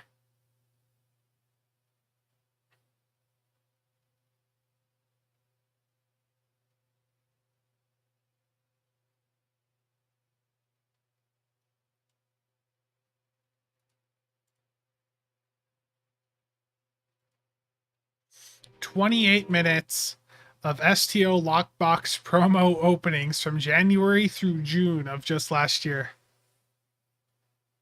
So I never hide that I gamble. It's just, I know based on my experience gambling that for most of you, it's very much not worth opening if all your openings, like a very small amount. Like people will get 10, 20, 30 keys and think, oh, that's a lot because, that's 10, 20, or $30. But the reality is the pity system doesn't even kick in until you're over $300 worth of packs opened. And even then, it's not a guaranteed win. So it's, I know from my experience, I can make a profit opening boxes because I'm willing to sell a lot of these secondary items. But most people are not going to sit down and spend the time to go through and sell, every last trait box, And that's what you have to do if you actually want to profit opening lock boxes.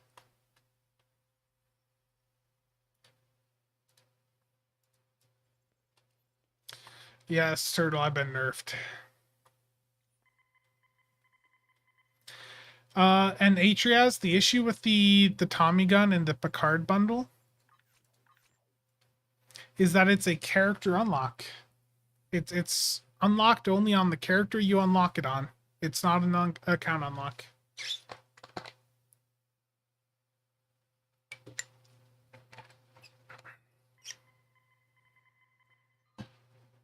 Casual gambling isn't an STO commodity, exactly. Does your pity counter persist for long? Nope, it should be permanently on your account. I've seen a player data file example from many years ago, and in that file, apparently the STO gateway, when that was around, used to expose this data to you if you knew how to pull it off there. But in that example, which I can't show because it's not for my account. But it literally is it's a counter right in your player data file, basically. Like it'll say for each lockbox, you've opened, or you're on a counter of 50 since your last win, or you're on 75 for this other box. It just adds to a counter right on your player profile that on it's hidden, so you can't. It's not exposed for you to see. But internally on the server, it keeps track.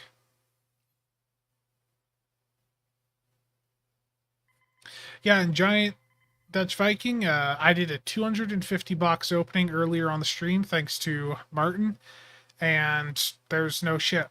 Like, you can get lucky and get ships, really early on. I've even had 2 ships, out of like 10 boxes before. But things like that are very rare. It's all a gamble. Pretty much, Joe. Yeah, if you really want a ship, it's always better to just buy or to sell the keys for EC on the exchange and buy the ship directly off the player market. Because you can guarantee you'll get a ship and it'll be cheaper.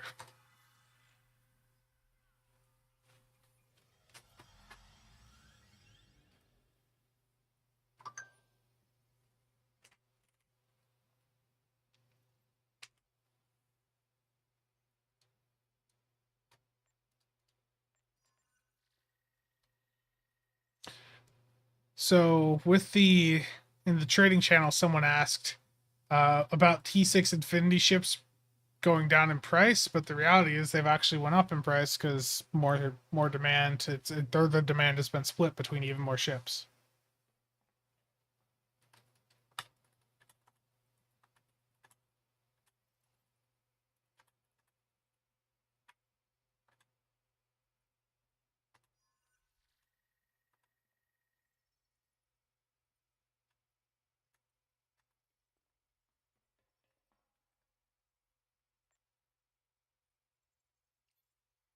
Shinga, you have won gambling. How much is the crossfield refit? So refit. Cheapest crossfield refit's 1.4 bill.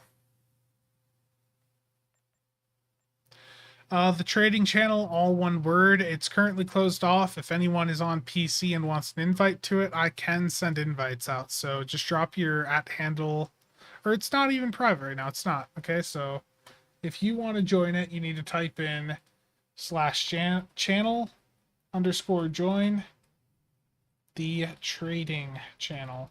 All one word. Type that in game, and that should get you into the channel. What I just put into the YouTube chat. Like that right there.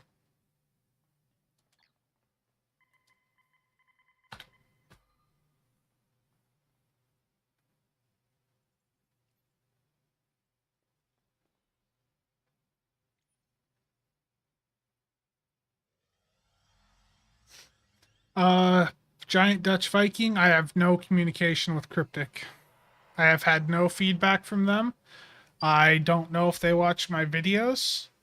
To be honest, the few interactions I have had with anyone there in the past year or so points towards them not looking at external things as much as they have in the past. And I think it's just down to um, them not having as large of a team nowadays, and just not wanting to engage with the player base as much.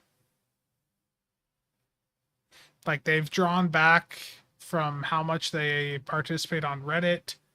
Uh, they've drawn back from how much they participate on a lot of formats. It seems.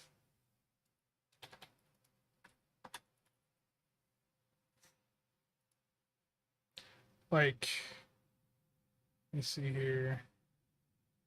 Like back in the day, Bordakish was super active on the subreddit.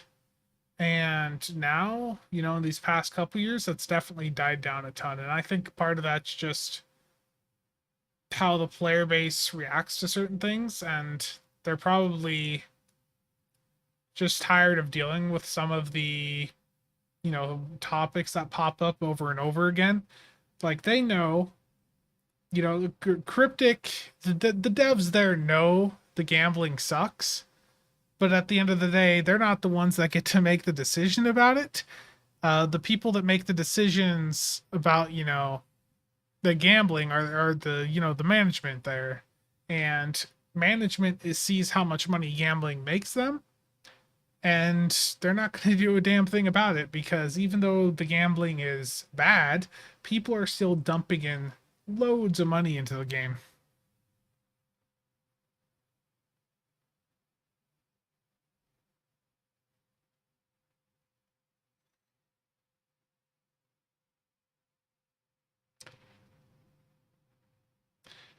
Shinga, thanks for stopping by. And keep up the good work on all of the software on the Builds Discord. You've been doing a very good job there. But you're not going to support the terrible gambling channel anymore? Terrible.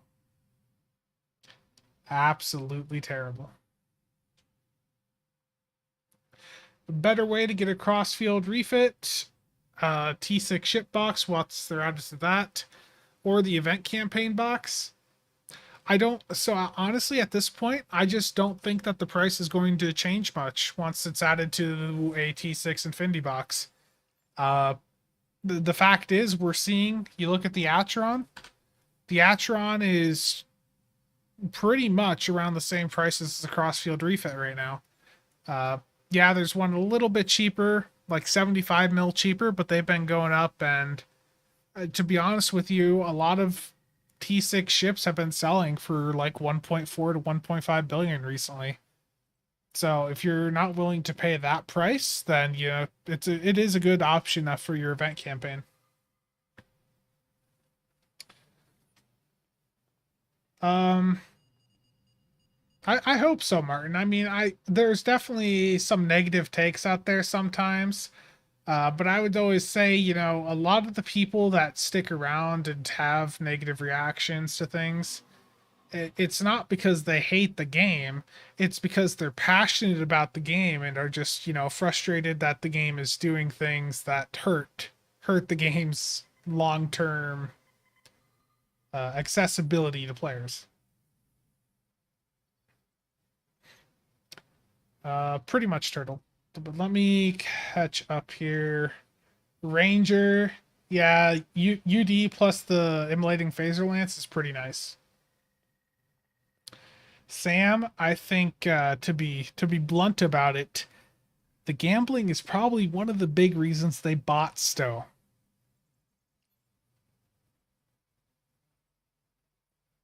Because it gets Stowe is a very profitable game. The development cost. Just give me a sec here. I'll be right back.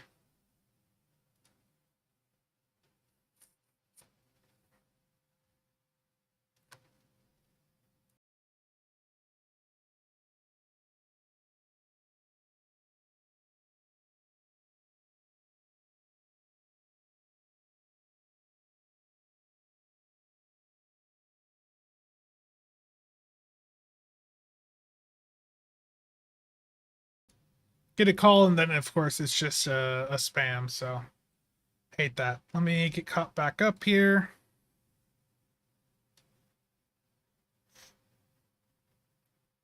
Yeah, I I I do wish that they would do things to help improve how people feel about the game, but they're so satisfied with how the game is doing right now that I don't think they're going to do anything.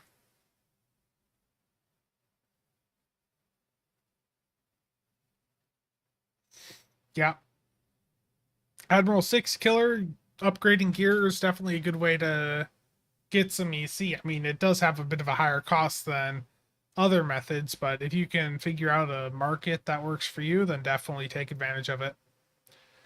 MP STO is dying. STO has been dying for the last decade. Um, I do think that there's lots of elements of the community that have died out quite a bit.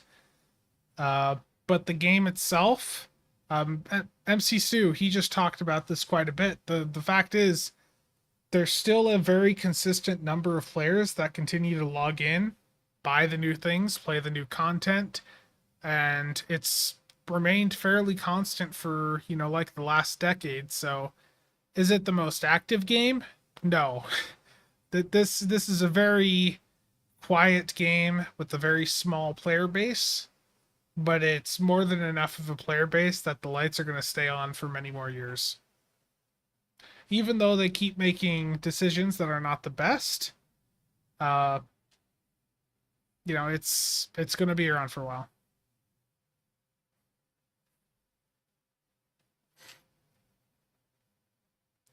And the thing is, too, STO goes through cycles. Like the month before the summer event, things were really getting quiet. But now that the summer event's here, things are going to pick back up, and then afterwards it's going to be quiet again. STO has ups and downs. You just have to recognize when they are and understand that things are going to be quieter during those periods. It sucks, but it is how it is.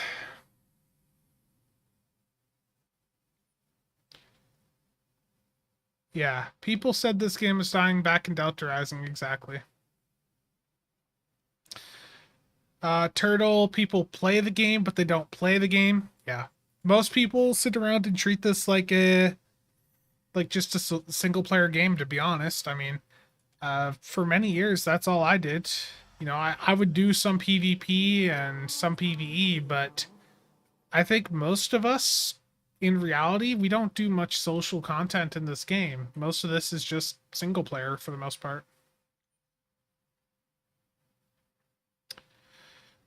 Sam, yeah. A lot of people were hoping that the Embracer buyout would change things, but I just don't see that happening. Like, Embracer bought the game because the game makes a lot of money. They're not going to change the game. Cryptic has a product that has 12 years of development. New players are constantly showing up because of the shows. They're coming in, they're playing the content, they're buying ships, they're gambling to get certain ships. Cryptic's not going to change that anytime soon. Yeah, Michael, I don't see us getting another Victory's Life type expansion anytime soon. Um, Giant Dutch Viking, the Fleet Malakowski. The Fleet Malakowski would be my recommendation. You can get the Clark out of the C store, but the fleet version of this is a much better ship than the Presidio, in my opinion. I just didn't like the bridge officer seating on the Presidio, and with the Clark, you can fit more uncon abilities on. Uh, just a really solid ship. I know the Clark has a higher performance potential than the Presidio. We do also have the Trailblazer. That's a good point, Ranger, and I'm completely forgetting about that. The Trailblazer is a solid option.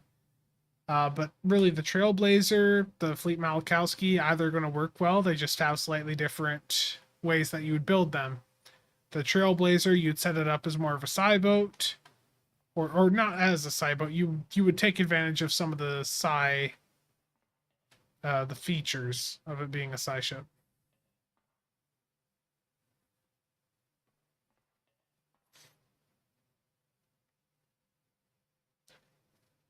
Um,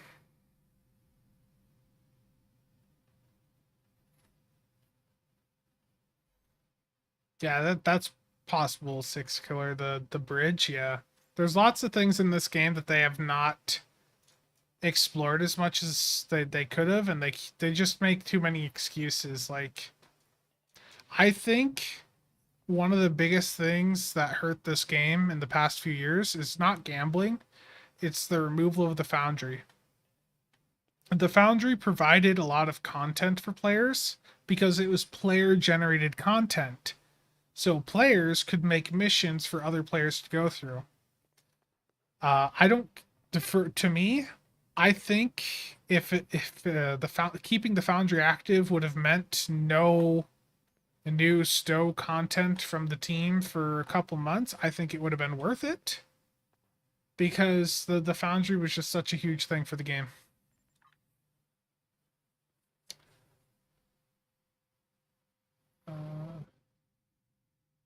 Sam, I would say, well, during the event, they're going to be down a little bit lower. Near the end of the event, the price will probably start to spike up as people panic and try to get stuff before the event ends.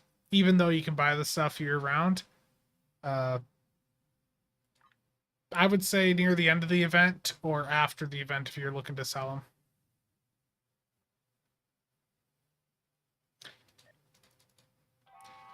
The bridge officer upgrade token, yeah. The I don't know when that's coming out. The original stuff I heard was that it was supposed to be out end of last month, but clearly we have not gotten that. We're going to slot projects on Stu's Fed fleet.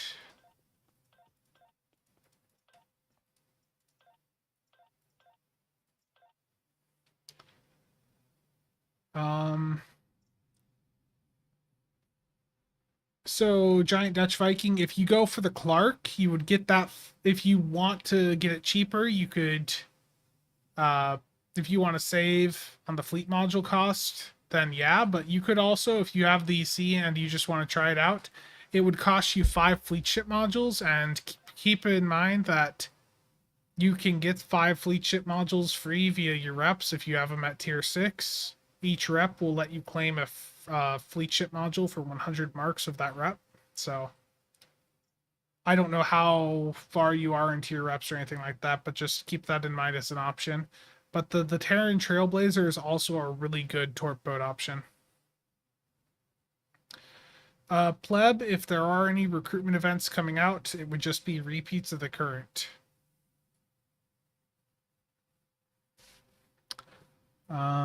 Yeah, the foundry being kept up should have been a top priority for them.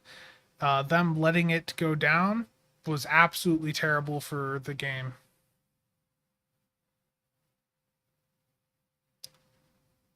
Stargate, how you doing? Yeah, more TFOs to do DPS on. We're gonna try to add some more with Oscar to give people more options. Not everything's going to be like, super competitive, but just having tables up for other queues will let people have more options of what they want to do, how they want to like compete on the DPS tables, things like that.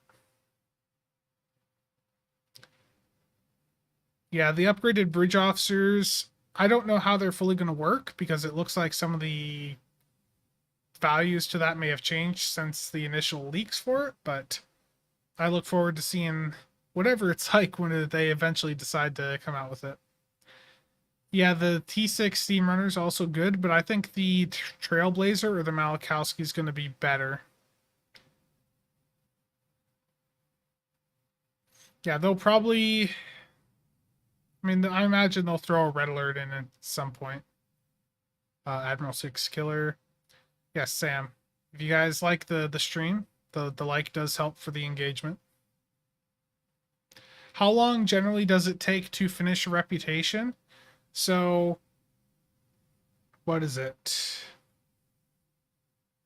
50? Is it 50 days?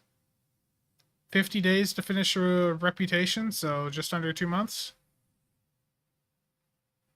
Yeah, you can also buy the fleet ship modules off the exchange. They are a little bit pricey, but that is an option. Charlie, how you doing? Atrias, that's the plan.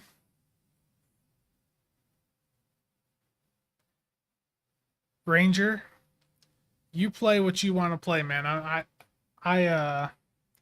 I like, seeing the Oscar development, but at the same time, I fully understand the need to, just have some you time.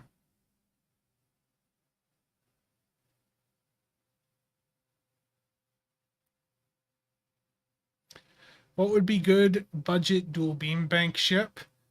The Gagarin, the the Arbiter. Any 5.2, 5.3 cruiser will work, or an escort.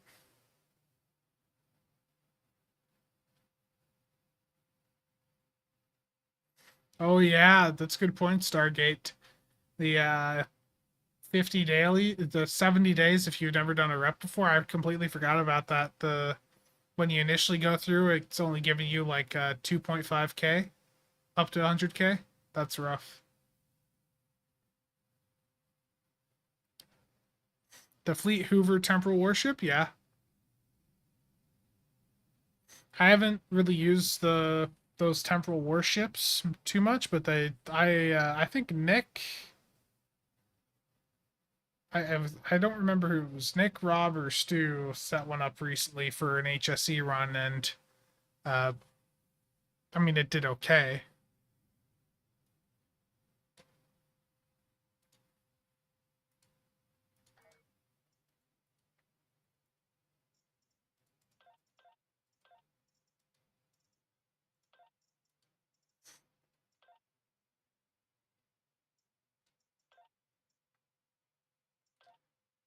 Wonder if the Vesta is already on the exchange.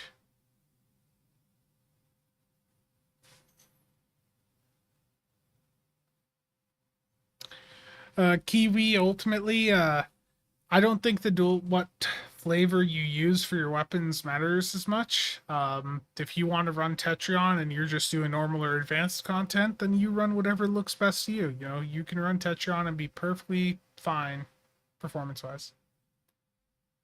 Um, yeah. So Giant Dutch Viking, if you're really looking to get the most out of that, like value wise, maybe also consider the new Genesis bundle. I can't show you the exact price of it here because I've already got it purchased, but the new Genesis bundle gets you both the Clark and the what is it? The Grissom. The Grissom has a really good console for torpedo builds on it also.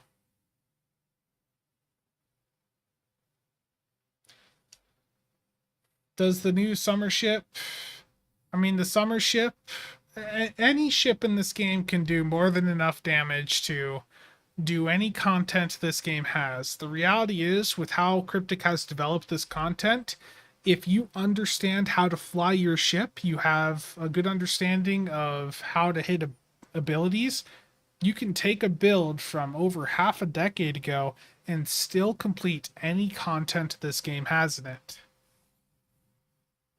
So either ship will do perfectly fine, and both are going to be capable of doing more than enough damage to do any content this game has requires. Yeah, even a Malon ship. If you have a solid build on the Malon, you understand how to pilot your ship, you can get good numbers with it. Rob, how's it going, buddy?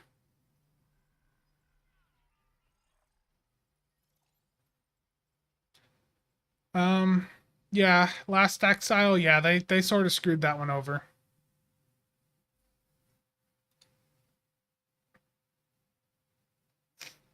Did they change the mastery? Because the original mastery that they had in the blog was the engineer carrier one, unless they've changed it.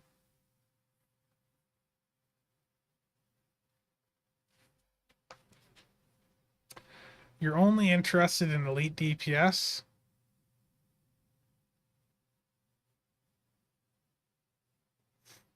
I mean, either of those ships will do more than enough. I mean, The thing is, when you get into elite, that's where like a thing like a torp boat really starts to take lead over some of the other build types. Like I know people really like uh beam overload or like scatter volley. Scatter volley works fine at elite. Beam overload can do fine too, but you get a torp boat. A torp boat just blows everything else out of the water for the most part. I think even HSC a torp boat could do pretty well if it was set up right.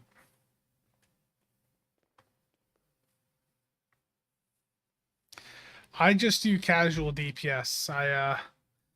I'm a retired and washed DPS player.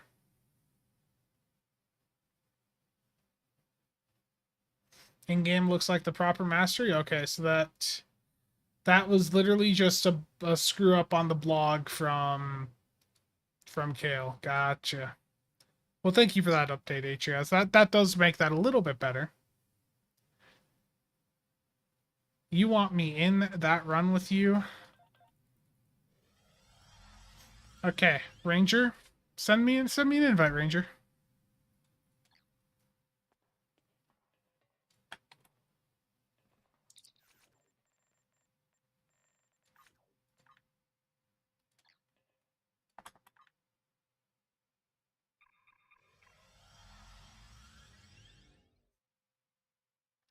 Yeah, I think if you're getting into elite content, the torp boats really do really good. But it's you know everything can be situational. Torp boats are not perfect for every last scenario, but they are really good for lots of them.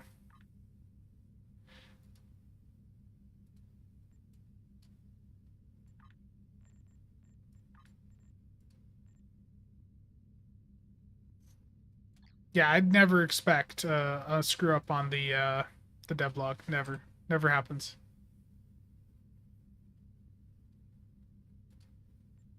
What is missing that I have this thing slotted?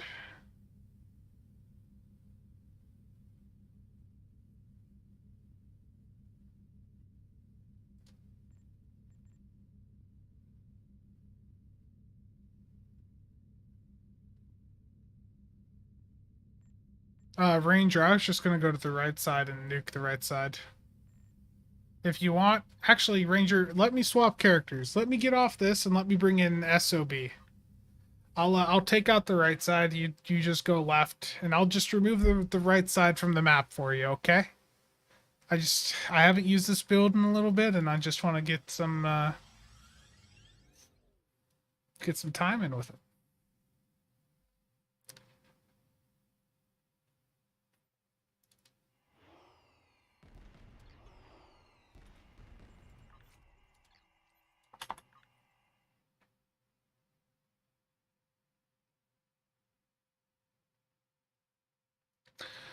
Uh, yeah, the jelly's not going to work too well. I know Triz does lots of torp boats on ships that don't have command, but having command is really, really good.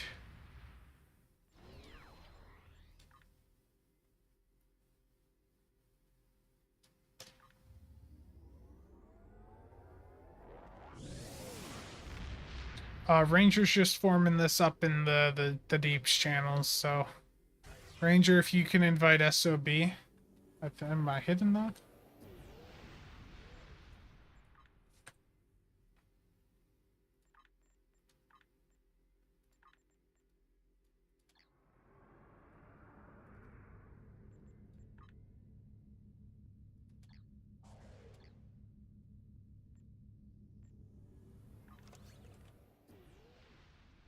Lovely selection of ships here. It's really good. I think a ship, if you're really wanting to do a proper torp boat, it needs to have command. Yeah, I'm in Rise to Orbit right now. Is this the proper sticks or the terrible one? Get it away from me. Terrible. Yeah, you really want to have a Lieutenant Commander command so you can run CF3. Oh, I just beamed out of the ground.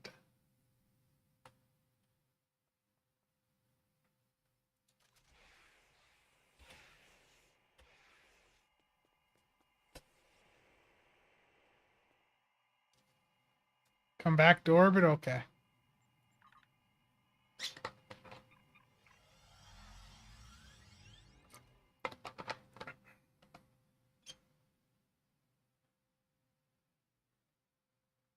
Like, what's being picked up behind me there?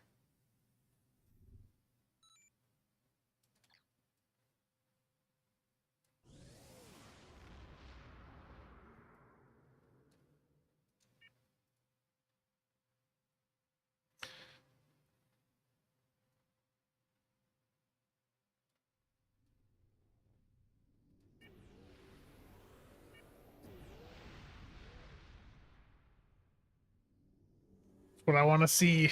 The proper one. I like it.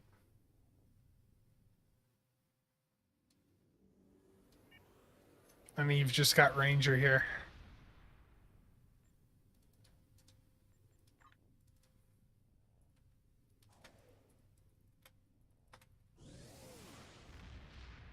With these DPS runs nowadays, your ship.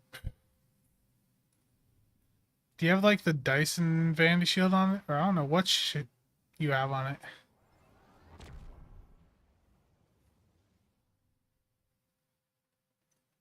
Something else kicked in for you. You must have a different Vandy Shield on or something? I don't know. That's weird, that texture. Oh. Is that Bowl on it? Ranger's DMing me saying it's the Bowl shield on it. Yeah, I don't spend too much time looking at Vandy shields.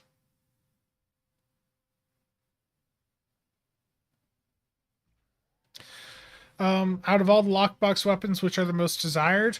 Depends on the playstyle. Some people prefer Agony. Some people... I like the sensor linked still. So the Discovery, Phaser, or Disruptor weapon packs. Those have a chance at sensor linked. They're not guaranteed. The Ball is still good for tanks.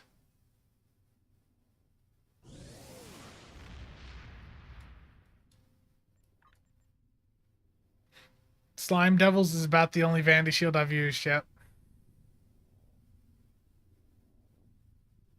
Rise's system messes up a lot of the textures. That makes sense. So Admiral 6 Killer, I'd say Bowl, Agony, or the Discovery weapon packs because they drop the sensor linked weapons. What could I do with the Grissom? The Grissom has a trait on it called By the Book that will extend the duration of any of your science anomalies by 2 seconds, I think, every time you activate a new one. I don't really remember, but it's something like that. And the other thing that the Grissom has is the phase space membrane console, which is right here on my build. The big thing with the phase space membrane is the clicky on it, which scales to give you up to a plus 400% bonus all damage buff for torpedo weapons. It does drain your aux power though, so you have to use it with a large aux bat or have a team member hit a team aux bat for you after a couple seconds of it being up. I think the new Genesis bundle is one of those bundles where it is a solid deal. Like, both ships are good in their own way. The situation is grim. All attempts to hail the starbase have failed. We must assume the enemy has taken control. This is not...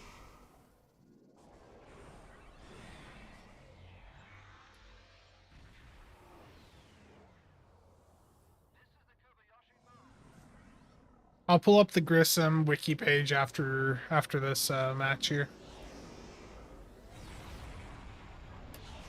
Our defensive capabilities are unable to withstand us.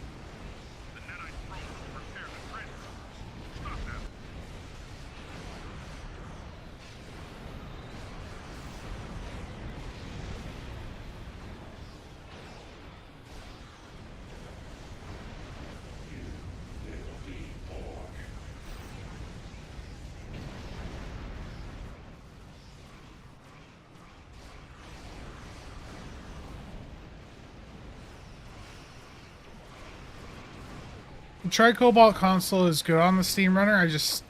We actually started to drop it.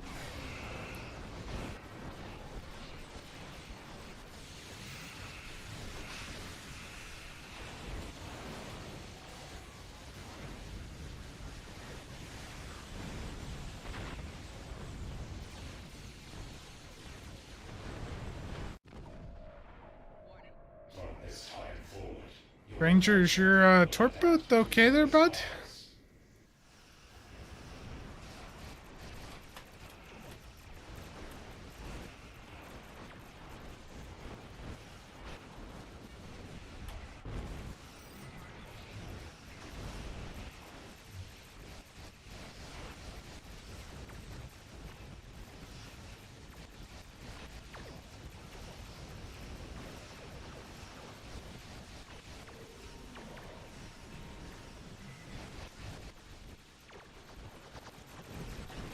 Yeah, that was a rough one.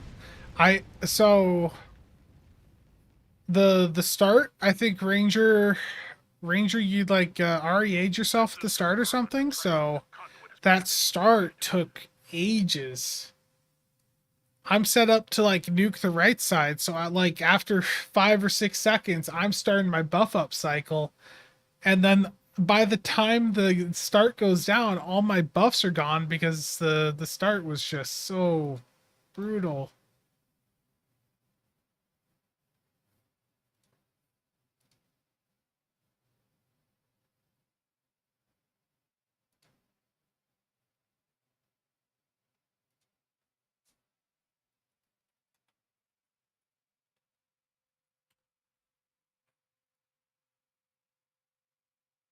Count Zero, how you doing?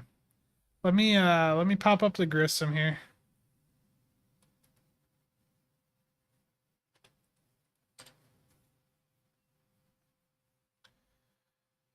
Yeah, the trait can be good for EPG, and that console, like for torp boats, can be really handy. So let me pop this up on screen here.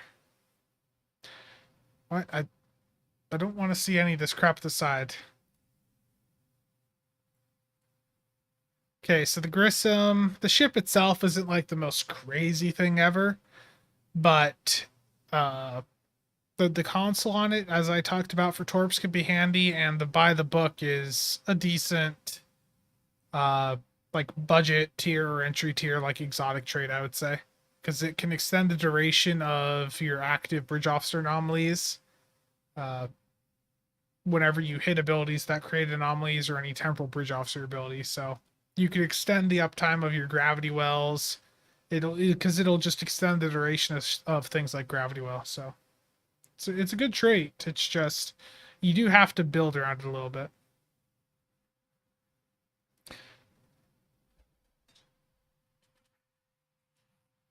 Strange new builds, yeah. This build that I'm on, it's not built for this type of environment, like that this run was in. Uh, this is a 2.5 minute ISE run. The build I'm in is built for runs that are 50 seconds.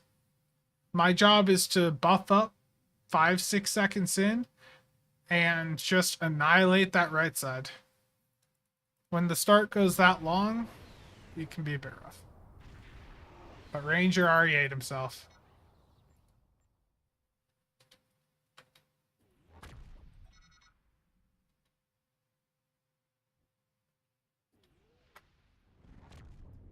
Terrible Ranger. Thaleron, yeah. So I've uh I've seen some of the numbers for like the Thaleron pull stuff, because I know like Chell and Game Freaks have been talking about it. Chell's been talking about it for a while, and Game Freaks is in on it now too. It looks like the Thaleron pulse on the Scimitar, if actually buffed up properly, could like pretty much take the top of most of the DPS tables. So that could be really interesting if that does happen. Let me see here. You lagged out and ran into the attack cube. Terrible. Last Exile, I missed your last couple of messages there. I'm sorry. Find you down the Vern. I guess that's a few minutes old, but yeah, the Vern is a good ship.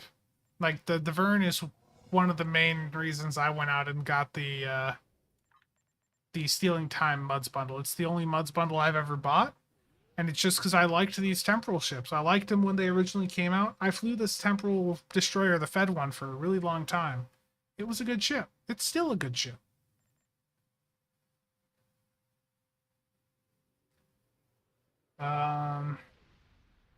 Count Zero, if I don't remember if I said good morning to you, but good morning.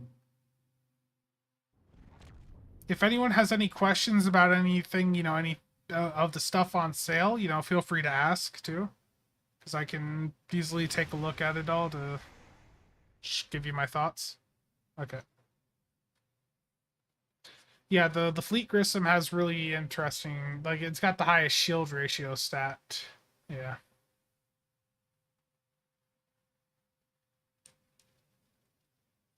Yeah. I think torps are really fun, but they are definitely not for everyone. That's why not everyone's running them. Especially if you get into the manual fire stuff, that can get real confusing for people. Yeah, the Grissom is tiny.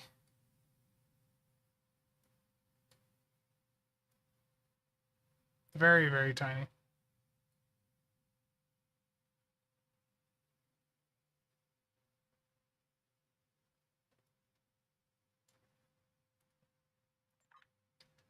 This character's got quite a few ships. This ship I thought about putting a build back on. The build on it right now is not really a build. It's basically like it's just been used as storage for a long time. But they put this in a Muds bundle recently, and this used to be a ship that I enjoyed quite a bit. Again, the weapons on it are all just for storage, so. Like, I always thought the Zindi ships looked interesting. What is the... Let's put a better visual on it. There we go.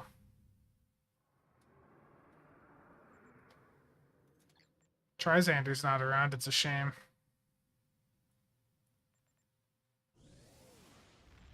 Yeah, that...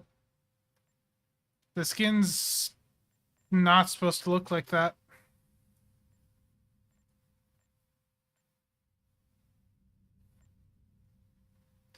The Legendary Intrepid as an EPG ship. The issue with the Legendary Intrepid, from what I remember, is it's Miracle Worker. I think some people out there have, done fairly decent builds on it. But the issue with the way science is right now, having a temporal operative seat would be much more beneficial. And Miracle Worker just doesn't have a lot really to offer for science from what I remember. I could be wrong, but I don't think it did.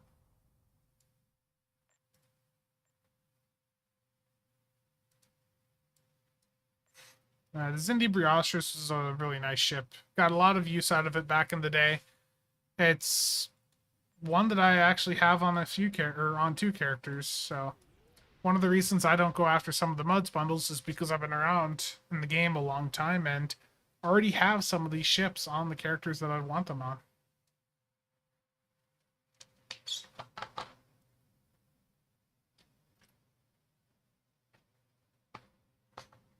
But hello and happy Saturday to you also, Slinus.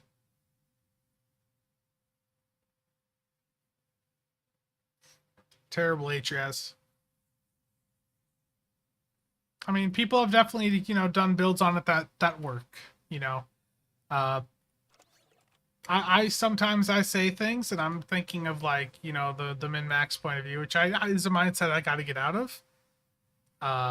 You can put a side build on it that is going to be very effective.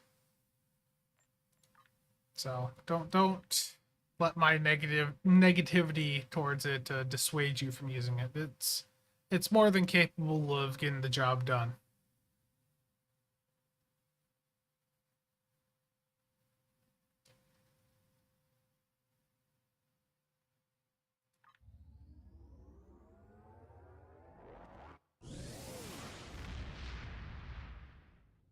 Oh yeah, I hate that when you get just pushed to a new map.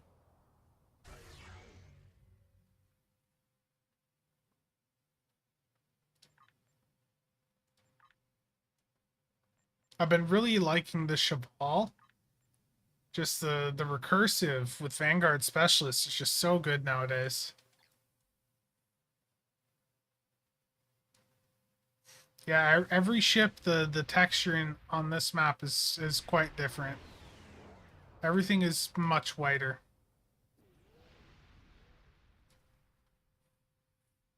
For tanking, Suppression Barrage can be quite handy. Giant Dutch Viking, Suppression Barrage. Um, let me swap to, or I guess I could just show it here.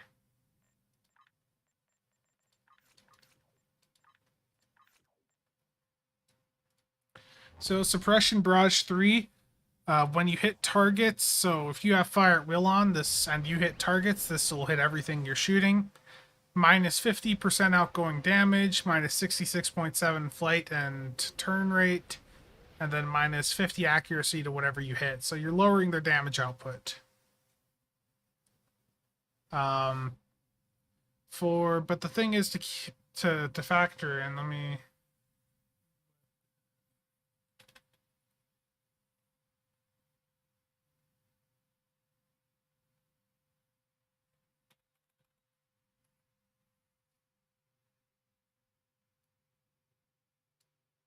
Hold on a sec. Let me find something I was working on.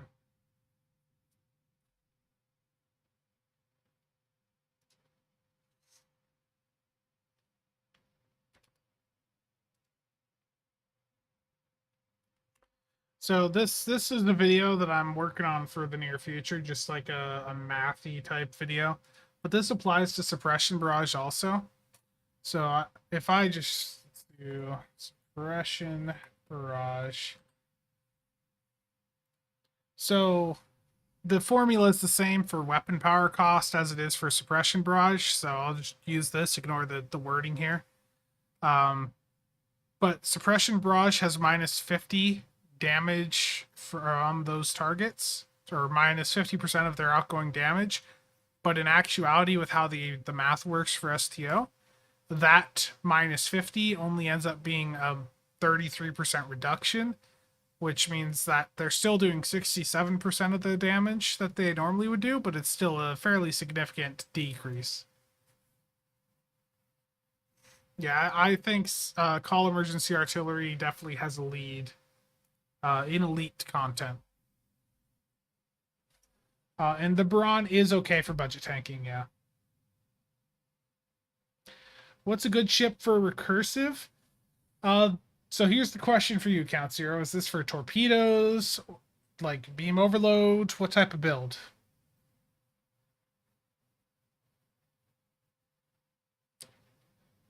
The thing with mines is mines aren't always used for the damage.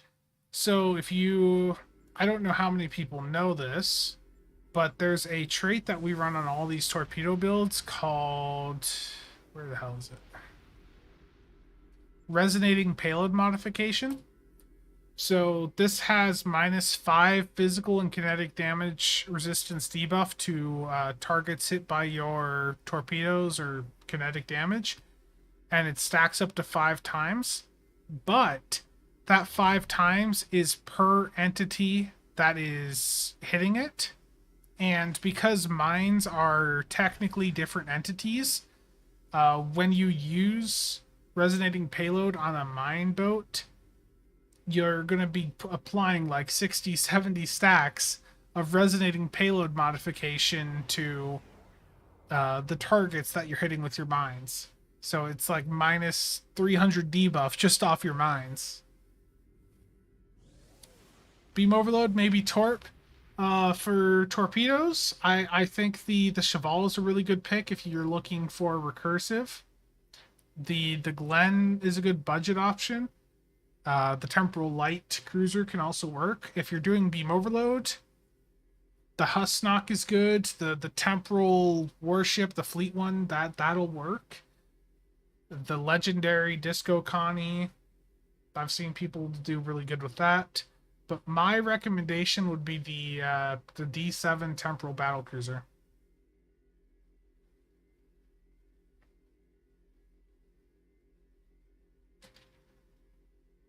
The D7 Temporal Battlecruiser is just a really good beam overload platform, probably one of the best.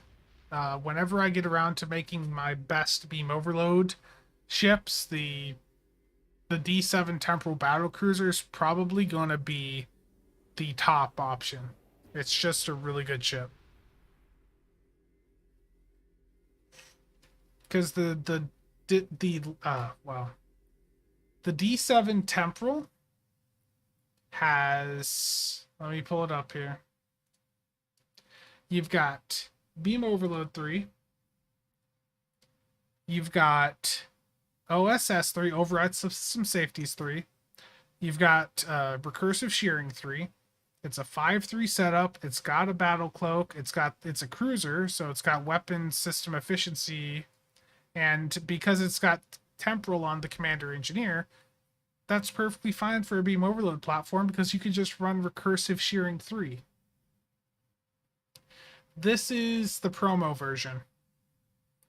This is the promotional version that the legendary one is based off of.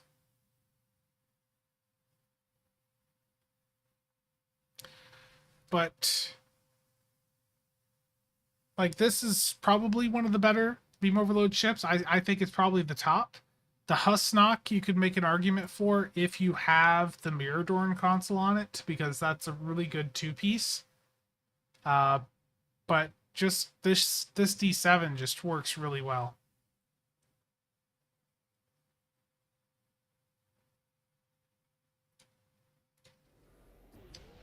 Legendary NX, yeah, I know Augie had some success with that when we were doing runs with him like 4 or 5, 6 months ago.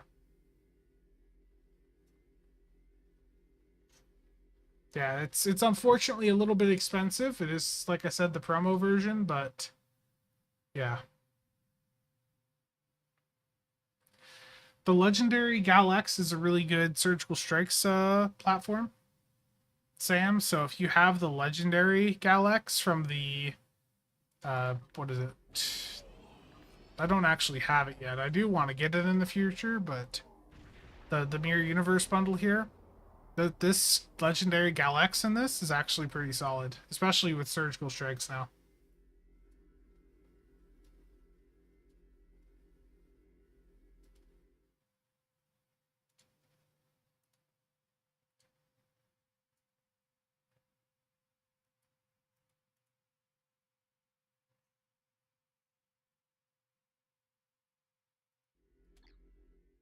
Spiky Simi Hug. That's terrifying. Yeah, every ship just looks sort of weird on this map. But it's a bit funky.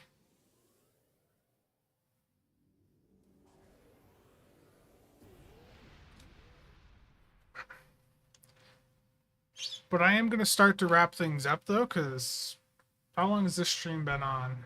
Just about 3 hours?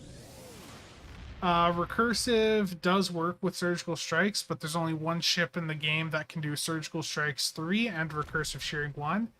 And that is the legendary ambassador. Or I think it's the Horatio class. Promotional is from the promo packs.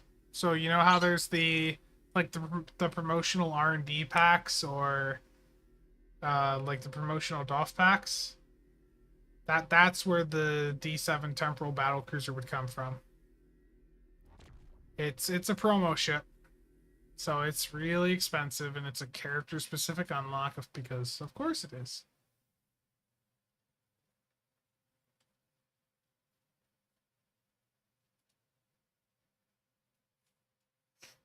So it's the Temporal D7 is from the promo ship choice pack, really expensive. You can use your event campaign on it. The specific box it comes from is the 23rd century tier 6 ship in here. And then that choice pack would let you select the D7 Temporal or the Temporal Light Cruiser or the Talis Temporal. So you just you select that choice pack from the main choice pack, and then you'd select the D7 from that choice pack. It can be buyable from the exchange if there's one on the exchange. I'm gonna bail out of this map here and swap over quick.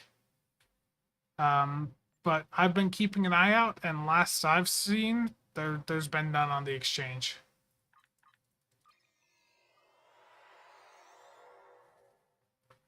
Yeah, the Miracle Worker D7 is crazy. The trait, I know they've just done some work for it.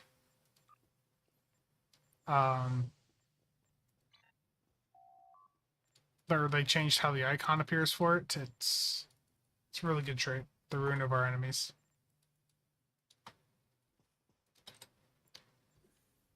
So, but if you do look for a temporal D7 on the exchange, the choice pack will pop up when you type in tier 6, but be careful because there's two different types of 23rd century tier 6 boxes that show up. There's none of the promo version on right now, but there is this one here. That's the Undiscovered Dreadnought. That is the Atlas, the prototype Dreadnought that has the DPRM console on it. So be careful because this is not the correct box. In fact, if I just type D7 on the exchange, there's probably not going to be one. Yeah, there's just none on the exchange. So you'd be looking at like 1.7 bill through a trade channel to get it. I'm going to do a YOLO here quick. Let me put these in the bank before I accidentally click on them.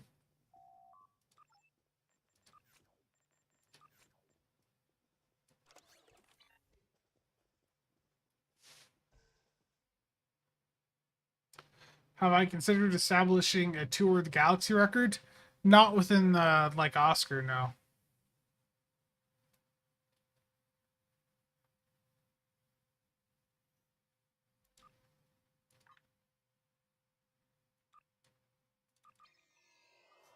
Yeah, Ruin is definitely like eventually I'm gonna just do a video of here's what the top 5 things that I would pick from the event campaign, and it's gonna be everything that would, you know, traditionally be really expensive.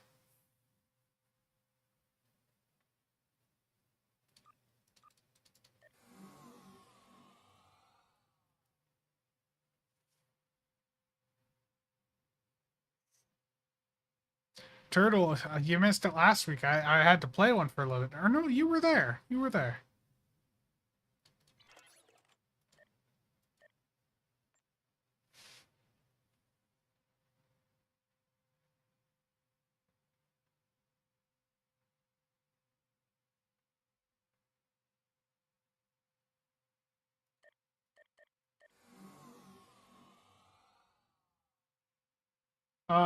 Yeah, sets will probably be expanded in the future.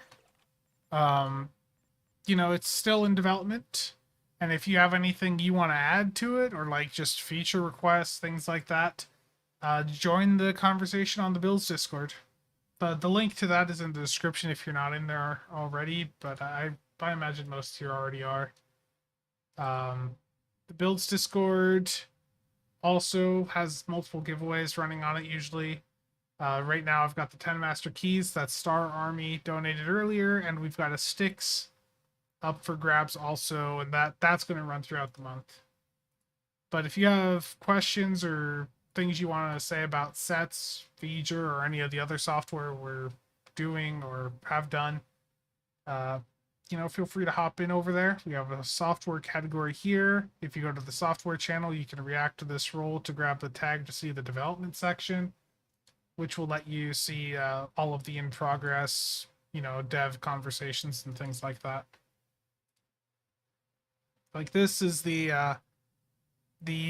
UI just like prototype that, or mock-up that Shinga put together for Oscar. So lots of work being done over there to make things look real nice. Atrias, I don't think there is right this second, but if if there was, more development help there and people got together to take what's done there to put it in a web version, anything's possible. It's all open source, so if people want to hop in and help add things, the help, I'm sure, would be appreciated. So I am going to wrap up this stream. I just wanted to get enough EC to open one last key here. Just one last YOLO. Because I am way past the pity point now. So one key. One key. Wish me luck.